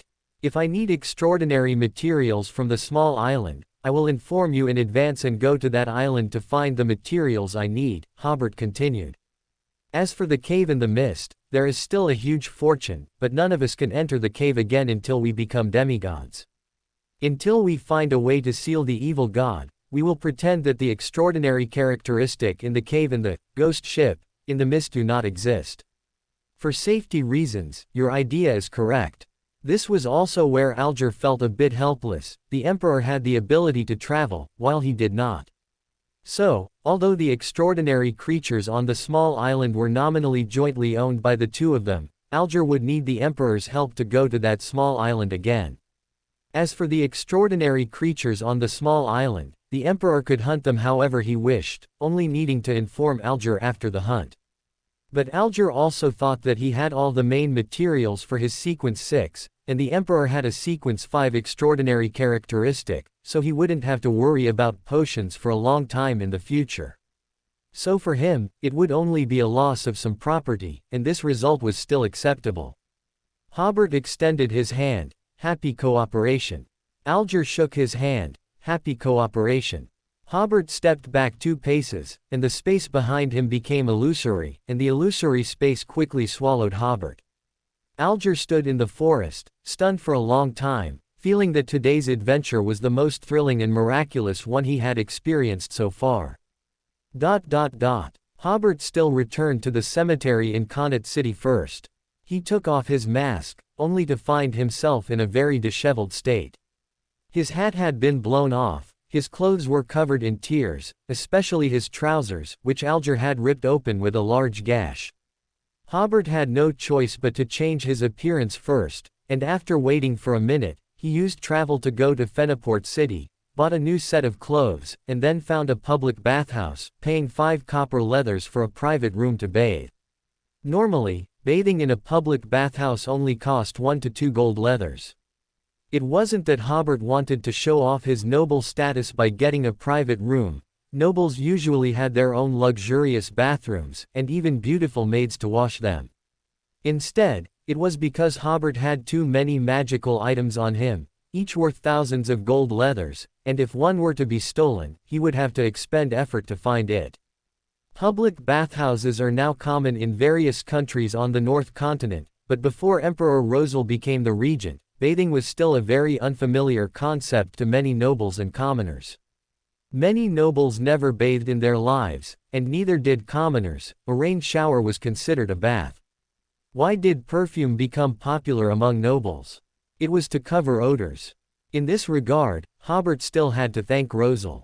Emerging from the bathhouse, Hobert finally regained some semblance of a Feniport noble, but his hair still stood on end, impossible to comb down. Finally, Hobert used the ability of the Faceless Man necklace to restore his hair to its original state. Using travel again to return to his fief, Hobert had just entered the door when Seal came out to greet him. "Lord, that lady said she wants to stay in the Lord's manor." Hobert glanced at Helen, who was standing on the other side of the courtyard, and Helen responded to Hobert with a flirtatious wink. Hobert smiled slightly and called Philip over. "Arrange a room for Miss Helen. She will enjoy the same food and living environment as I do. But without my permission, no one is to disturb this beautiful lady, and no one is to obey this lady's commands." After speaking, he smiled slightly at Helen again, but this time Helen was not in the mood to wink at Hobert. Hobert returned to his room and, after confirming that no one was in the courtyard, he opened the oil painting again. Then, by sacrificing himself to himself, he sacrificed the pendant, extraordinary characteristic, and ring to the country of disorder for disinfection. Actually, the average subscription reached the agreed-upon standard of 1,000 for an extra chapter several days ago, and now it's almost at 1,100. However, the past 2 days have been dedicated to adding chapters for monthly votes, and today I finally had time to write an extra chapter for the average subscription. The author once again thanks everyone for their subscriptions, support, and love. As Hobert expected, these magical items and extraordinary characteristics had once witnessed the descent of that evil god, and were indeed affected to some extent. The pendant and the ring were fine after listening to the chimes of the order clock. If not for the order clock's disinfection, Hobert, who often wore the pendant, would have definitely been corrupted over time. However, the previous owner of the extraordinary characteristic had died from losing control, so it was severely contaminated and could not be directly consumed. So Hobert simply used chaos power to crush it, and the contamination within the extraordinary characteristic easily dissipated. Hobert planned to divide this extraordinary characteristic into 5 parts. The Hanged Man, Alger, was a potential customer for one of the Ocean's Songster portions, while the other sequence 9 to sequence 6 portions would be disposed of through other channels if the opportunity arose. Then Hobert took the pendant in his hand again and, using the authority of the country of disorder, he quickly understood the pendant's abilities. It can use the ability of lightning strike, creating a paralyzing lightning attack against an opponent, which is very effective against undead opponents. It can fly at low altitude for 3 minutes. It can dive underwater and move freely for 1 hour. It can create sharp wind blade to attack enemies. It can control water in a small area. Hobert could guess the negative effects with 90% accuracy. After wearing the pendant, one easily becomes irritable. Even without an advantage, one will unleash all their potential out of anger and fight to the death with the enemy. After wearing it continuously for 1 hour, the wearer's actions tend to become reckless, and they will attack as soon as they sense hostility. Hobert, as usual, summoned the power of order for resealing. Otherwise, who could tolerate becoming an irritable guy after putting on the pendant? Even if he could unleash all his potential, he would undoubtedly die if he encountered a demigod opponent now. After resealing, the negative effect significantly improved. When the wearer uses this pendant, they are prone to becoming irritable and reckless, and will try every means to defeat the enemy until there is nothing left to do. Although he would still easily become irritable and reckless, at least he wouldn't fight to the death with enemies, and he would only be affected by it when using the pendant. The negative effects had already significantly improved. Hobert had originally intended to temporarily leave it in the country of disorder, but then he recalled the pendant's abilities, which made Hobert, sitting on the Iron Throne, exclaim, "The Tyrant pathway has many attack skills, including 3 elements, lightning, wind, and water, and most of them are quite fierce." With this pendant, Hobert felt his strength could reach a new level, and it would be a pity to leave it on the stone platform to gather dust. After some thought, Hobert came up with a suitable method for using it. If I encounter an enemy that is difficult to defeat, I'll run away quickly and just not use the pendant. If I encounter an enemy I'm reasonably confident I can handle, then even if I fight him to the end, I have nothing to fear. Thinking of this, Hobert decided to name the pendant, Ocean Pendant, and then take it out for use. It was only then that Hobert remembered he hadn't named the ring given by Philip I, so Hobert, following his naming convention, named it the Light Priest Ring. After dealing with the magical items, Hobert's gaze turned to the last piece of loot, the golden ring. Holding the ring in his hand, Hobert found that it was not made of pure gold, but rather resembled colored gold material, with very bright colors under the light. On one side of the ring, Hobert discovered an ancient pattern, depicting a snake on the back of a turtle. Although the brushwork was simple, it was very vivid. Hobert thought for a while but couldn't recall any place in the North-South continent where this pattern was popular. He did, however, associate it with an image he had seen in the Ad era, Schwanming. That was the sea god, wind god, and plague god of the Eastern world, or rather, the West continent. When he appeared in the form of a turtle and a snake, he represented the image of the sea god, also known as Xuanwu. When he appeared in the form of a human face and bird body, he represented the power of the plague god. Therefore, it was understandable that the elf, who had modified the culture of the West continent, would engrave the pattern of Xuanming on the ring. Hobert threw the ring onto the stone platform over there. He felt that although this ring had no extraordinary function, it should be quite useful in certain situations or places. After dealing with the 3 spoils of war, Hobert began to review today's exploration. In fact, upon entering Source Castle, Hobert, whose memories related to outer gods had been restored, had already realized that what he encountered today was not an evil god, but very likely a high-dimensional overseer. Among the outer gods in Hobert's memory, it seemed that only the high-dimensional overseer could form a tight logical chain with the clues found on the island. Hobert did not know the specific abilities of the high-dimensional overseer, but since the word, high-dimensional, was in the title, it should mean that he possessed authority related to space. Moreover, slightly different from the door pathway, he also seemed to be able to manipulate low-dimensional space. If explained with the scientific concepts, in Hobert's mind, the spatial magic of the door pathway is to open a 3-dimensional space in 4 dimensions and use the 4th dimension to precisely locate the entrance to the open 3-dimensional space, no matter where one is. No matter how enclosed a 3-dimensional space is, from the perspective of a 4-dimensional space, there are countless ways to bypass obstacles. It's like what appears to be an insurmountable obstacle to a 2-dimensional creature is just a circle on a piece of paper to a 3-dimensional creature. For a 3-dimensional world, or for the real world, because the 4th dimension is not limited by the real world, spatial magic can open the 3-dimensional space established in the 4 dimensions at any time. The above is the door pathway's authority over space, while the high-dimensional overseer also has the authority to manipulate lower dimensions, and the two-dimensional spaces on the island are evidence. So, in addition to the door pathway's spatial authority, he also seems to have the authority to distort the real world into a two-dimensional space. That's right, Hobert believed this should be an extreme distortion, or a corresponding grafting of space. In addition, the high-dimensional overseer can obviously also find loopholes in low-dimensional space from high-dimensional space.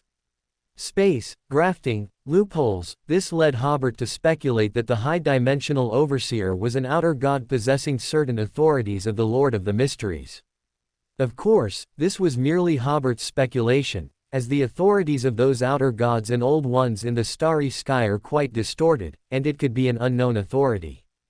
But in any case, it is beyond doubt that the high-dimensional overseer has corresponding authority over space, and he should have used the spirit world to corrupt the elf saint. Hobert recalled the murals he saw in the temple. After the raging sea formed, the elf saint only then heard that voice in the darkness. What Hobert was also concerned about was that the murals did not describe the misty area, or rather, the place where reality and the spirit world intersected. After connecting these doubts with the high-dimensional overseer, a relatively rigorous logical chain formed in Hobert's mind. After the raging sea formed, although the elf saint blocked the violent weather from outside the island, he could not stop the collision of the spirit world with the space on the island. The high-dimensional overseer used the spirit world to bypass the Earth's defenses in the astral world, projecting a faint power into this special area, polluting that saint and the remaining elf population in this sea area. So they changed their faith and tried to make the high-dimensional overseer descend. The process of the high-dimensional overseer's descent caused violent chaos in the space on the small island, which is why so many fragments of two-dimensional space appeared, and why 1/3 of the entire island was shrouded in mist, becoming a place where reality and the spirit world merged. What happened afterward, Hobert had described in the cave.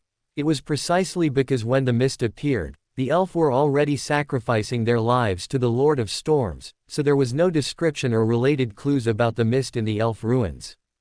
This was Hobert's most logical guess based on the existing clues, and he believed it should not deviate much from the truth. Then Hobert thought of the Transmigration Empire, which looked even larger than an aircraft carrier, located in a corner of the raging sea. As the legend goes, it was as big as a city, but they didn't know if the passengers they envisioned were members of the Transmigration family or Salinger, the underworld emperor. Since this was a trap, he wondered what its specific abilities were. Thinking of this, Hobert shook his head. He currently had too little information to make a logical guess. However, thanks to the ghost ship he encountered in the mist, Hobert had a guess about the location of the Transmigration Empire. It should have been blown by the storm to the place where the spirit world and the real world merged. It was hard to say exactly where, but it was certainly in the unexplored areas of the raging sea. Having figured out these questions, Hobert took a deep breath and brought the ocean pendant into the real world through the method of bestowal. It was already dark, and Hobert temporarily closed the oil painting, rested for over half an hour, and came to the front yard for dinner. To his no surprise, Helen also appeared at the dinner table. When she learned that tonight's dinner consisted only of stewed lamb and fenaport noodles, "Lord, you are a noble after all, how can you eat these things?" Hobert used chopsticks. Yes, he had the carpenter who was renovating the Lord's manor make him a few pairs of chopsticks, which were just a little longer and a little thicker than he expected. Fortunately, Hobert's strength had also improved a lot, so they were still easy to use. Hobert took a bite of noodles with chopsticks and sighed. This was the correct way to eat pasta. Eating noodles with a knife and fork was too boring. After chewing the food in his mouth, Hobert said, "If you want to eat something, tell the chef in advance. As long as it's not an excessive request, let him try his best to satisfy you." It was just food, Hobert certainly wouldn't be stingy. "I want to eat you." Helen stuck out her tongue and lightly licked her tempting lips. Hobert was a bit helpless. Using charm at the dinner table really affects my appetite. Helen smiled and withdrew her charm. "This at least proves you are a normal man." As she spoke, she happily ate her dinner, as if the plate of lamb in front of her was even more delicious than before. After dinner, Hobert returned to the bedroom and then used travel to go to Christine's mansion. The paper, ink, stationery, and other items he had asked Dophus to purchase were neatly stacked in the room. When Hobert went to thank Dophus, he learned that Christine had not gone out to a banquet that day, so he went with Dophus to Christine's living room to meet him. During their casual chat, Hobert briefly talked about the situation in his territory. Christine said, "If you really can't deal with those secret organizations, I can step in to deter them. It's not good to have a witch staying in the Lord's manor." Then he changed the subject. "Perhaps there's another way." Christine smiled and said, "Now I am also a favorite of the king. Although I have offended some powerful nobles due to reforms, many people also hope to use my power to gain more political resources. So they resorted to the simplest and most effective trick, marriage alliance. But your mother, Donna, and Tyrone will arrive in Fenaport in a few days. They seem to have only just remembered that Count Christine has a wife." Hobert asked, "Are mother and the others doing well?" "They left Backland so early that they were not affected," Christine explained, and continued, "and Donna and Tyrone have not met them, so they have set their sights on you. In the past 2 days, more than a dozen nobles and arms dealers have expressed their desire to send their daughters, along with their dowries, to your territory. I can arrange a marriage for you. The woman's family's power can help you develop your territory, and you can also use your wife or her family's power to counterbalance the representatives sent by the Gnostic Society, but you should not expect to find love in such a marriage." This made Hobert slightly stunned. He remembered the last time he was so popular was in high school. At that time, he was tall, handsome, and played basketball. Hobert smiled bitterly. "Can I refuse?" He had so many secrets and really didn't dare to find a completely untrustworthy bedmate. "You can." Christine smiled and said, "But unless you, like me, also have a wife on her way, it will be difficult to refuse the enthusiasm of the Fenaport nobles." He paused and added, "Especially after you achieve some success in your territory, even counts and dukes might ask the king to intervene in your marriage. At that point, you won't be able to refuse even if you want to." Hobert thought for a moment. "Give me a few days to consider." Christine nodded. "Of course." Upon returning to his fief, Hobert thought for a long time, unsure whether he should accept Christine's arrangement. So he changed his line of thought. "Do I need a wife now?" "No, what I need is a shield, a trustworthy and intimate partner, but not a wife." "Then the problem is simple, I can hire a wife." Hobert seemed to have found a solution and fell asleep amidst constant fantasies. Early the next morning, Hobert looked at the Lord's Manor, which was undergoing renovation, and asked Philip, "The Lord's Manor is almost repaired, and I have regained administrative control of the territory. Do you think I, as a baron, am still lacking anything?" "Lord, you still lack a baroness." Hobert nodded slightly when he heard Philip's answer. Perhaps with a baroness, he could better play the role of a baron. Then he would have to find a baroness as soon as possible. However, there was a more urgent matter today. Hobert called the 3 teachers and the 15 literate individuals. "Have you mastered those forms?" After receiving an affirmative answer, Hobert had them go to his yard, move the paper, pens, and stationery to the front yard. "All right, now you will copy at least 3,000 new forms, following the previous ones. You have 2 days to complete this." When Hobert inspected his territory, he estimated that there were only a little over 2,000 people under his rule. Everyone was stunned, meaning they had to produce 100 forms per person per day. The female teacher said, "Lord, this is an impossible task." They had tried it these past 2 days. It took about 15 minutes to make 1 form, 4 forms an hour, requiring 25 hours to complete this workload, while there are only 24 hours in a day. Hobert took a pen and paper and smiled. "I know, this job is challenging, but if you focus on the methods, it's not too difficult to complete. You are a total of 18 people. You can be divided into 2 groups, and then break this form into 9 equally weighted parts. Each person is only responsible for the same part, which will greatly improve efficiency. I suggest dividing it into these 9 parts. You can try it. They divided into groups and tried it as Hobert suggested, taking almost 2 minutes to complete one form. But instead of being frustrated, they were very happy. They knew that after drawing dozens of such forms, they would become very proficient in their own process. By then, a group might be able to produce one form in a minute. Hobert smiled again. If you complete the task, I'll give you double pay for these few days. The enthusiasm of the dozen people was completely ignited. Hobert glanced at the energetic dozen people and returned to his room alone to drink tea. After lunch, Hobert came to check again. Over 400 forms had already been produced. If they worked overtime tonight, producing 1,500 forms today should not be a problem. In the afternoon, Hobert took a nap and woke up around 3 o'clock to attend the Tarot Club on time. When the members reappeared in the giant-like hall, sitting at the long bronze table that seemed to have a long history, this week's Tarot Club officially began. Good afternoon, the Fool. The Tarot Club entered its first segment, Miss Justice's greeting segment. While Justice Audrey greeted everyone individually, Hobert was thinking about candidates for the Baroness. Today he already had some ideas. He could invite female members of the Tarot Club to become his wife.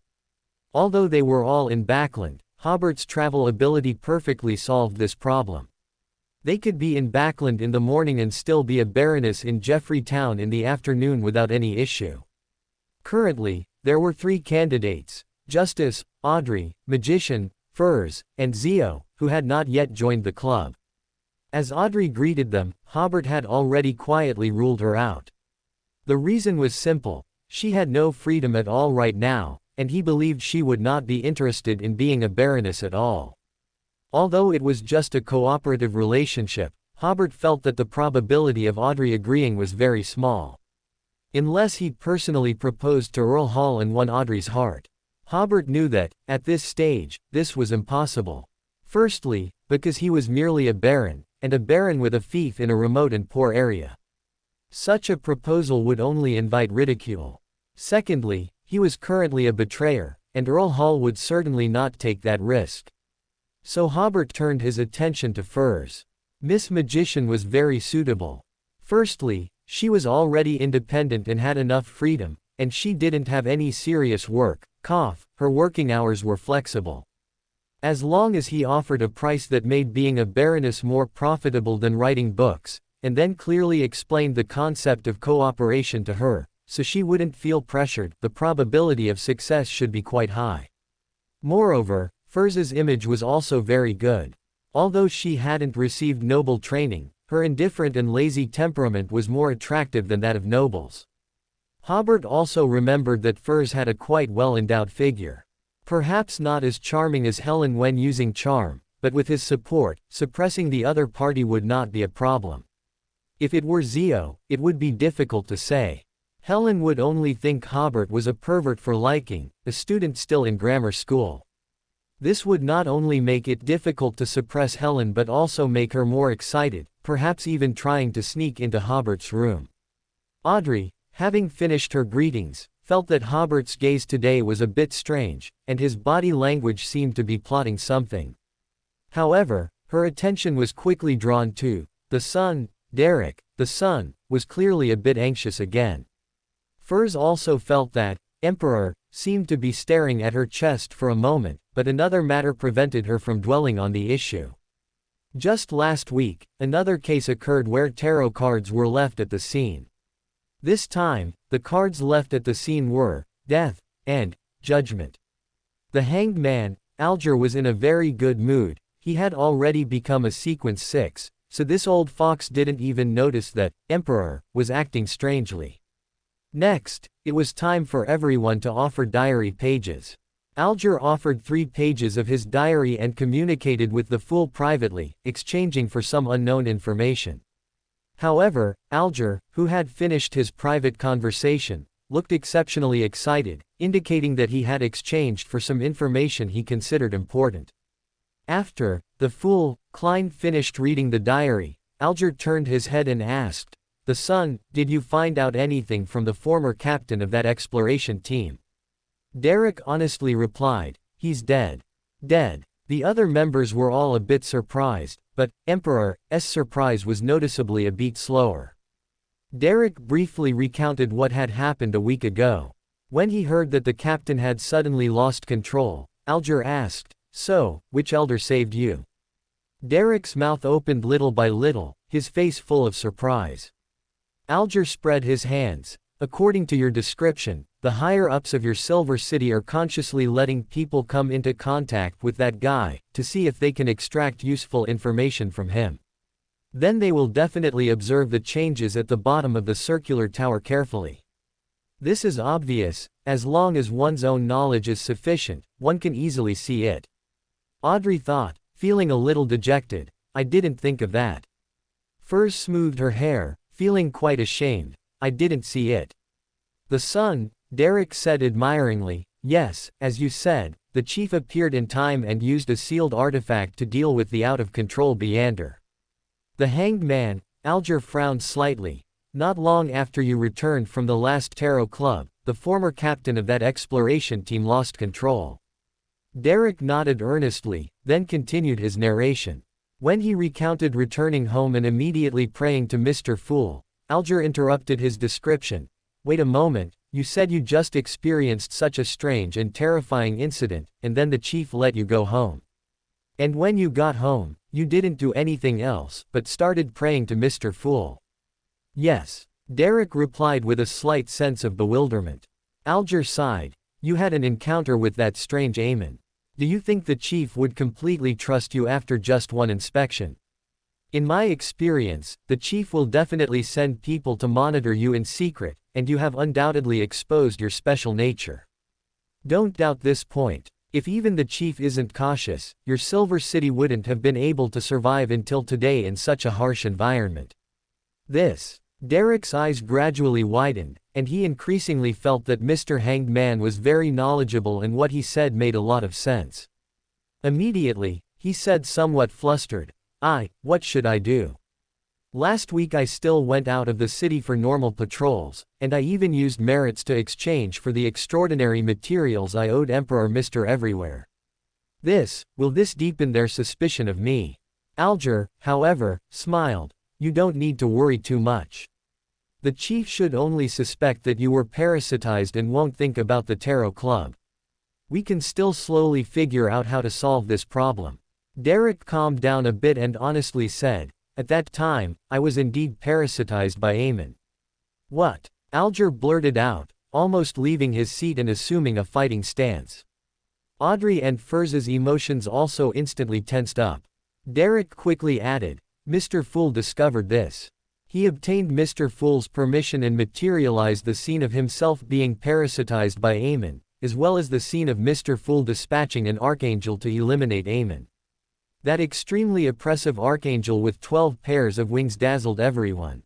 Especially that lifeless yet extremely holy aura, especially the radiance emanating from the archangel's feathers, even in the materialized scene by Derek, made people feel a sense of fear from the depths of their hearts.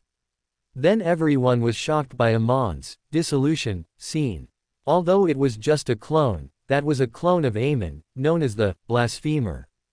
It was eliminated so easily. Alger, still in shock, recalled the scene of Keelinger's death. What else is there to question? Keelinger's was clearly killed by a high-sequence Beander from the death pathway. It's very likely that the person who killed Keelinger's was this archangel from the death pathway. In that case, everything aligns.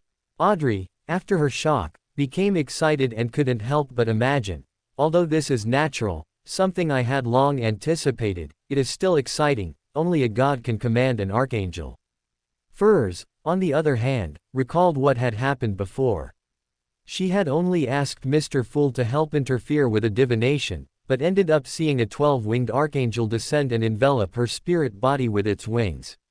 She thought to herself, it was indeed an archangel, and this was indeed Mr. Fool's usual operation, casually dispatching an archangel to resolve crises for the club members.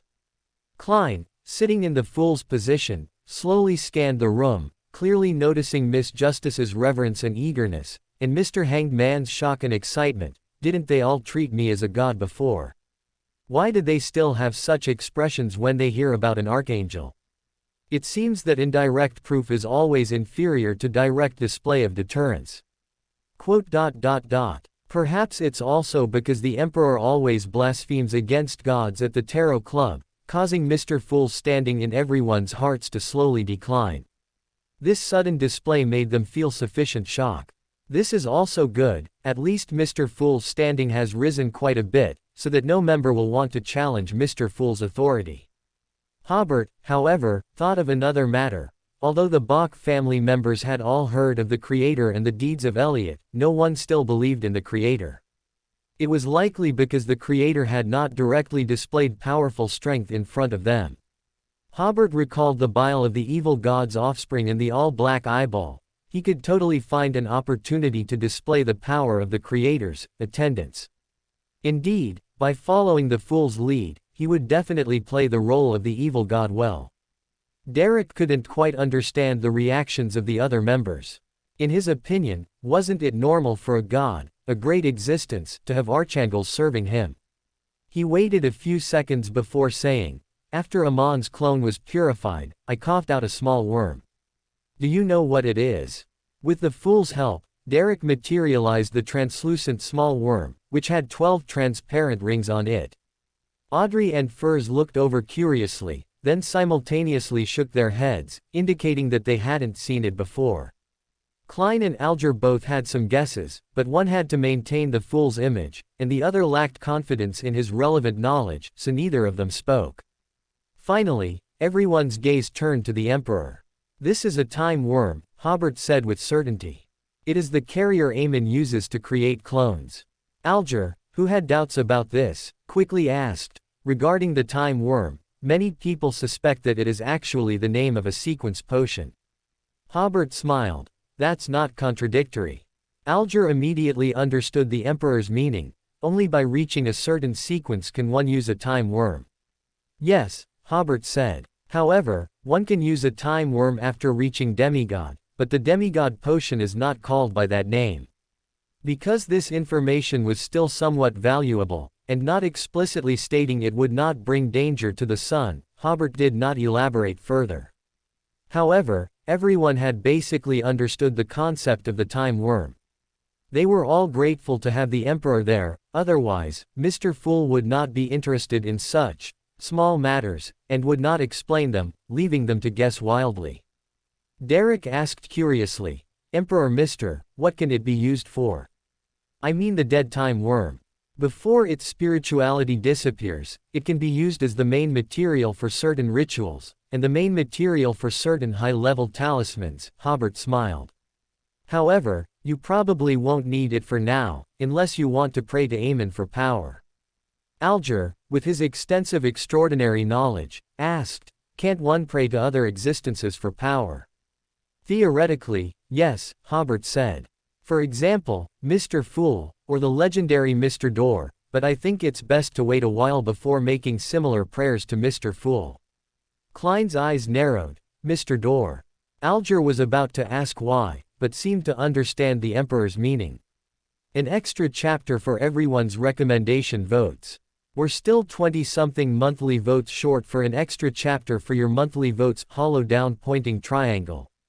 For more thrilling fanfiction stories like this, check out my channel Fanfic Audiobook.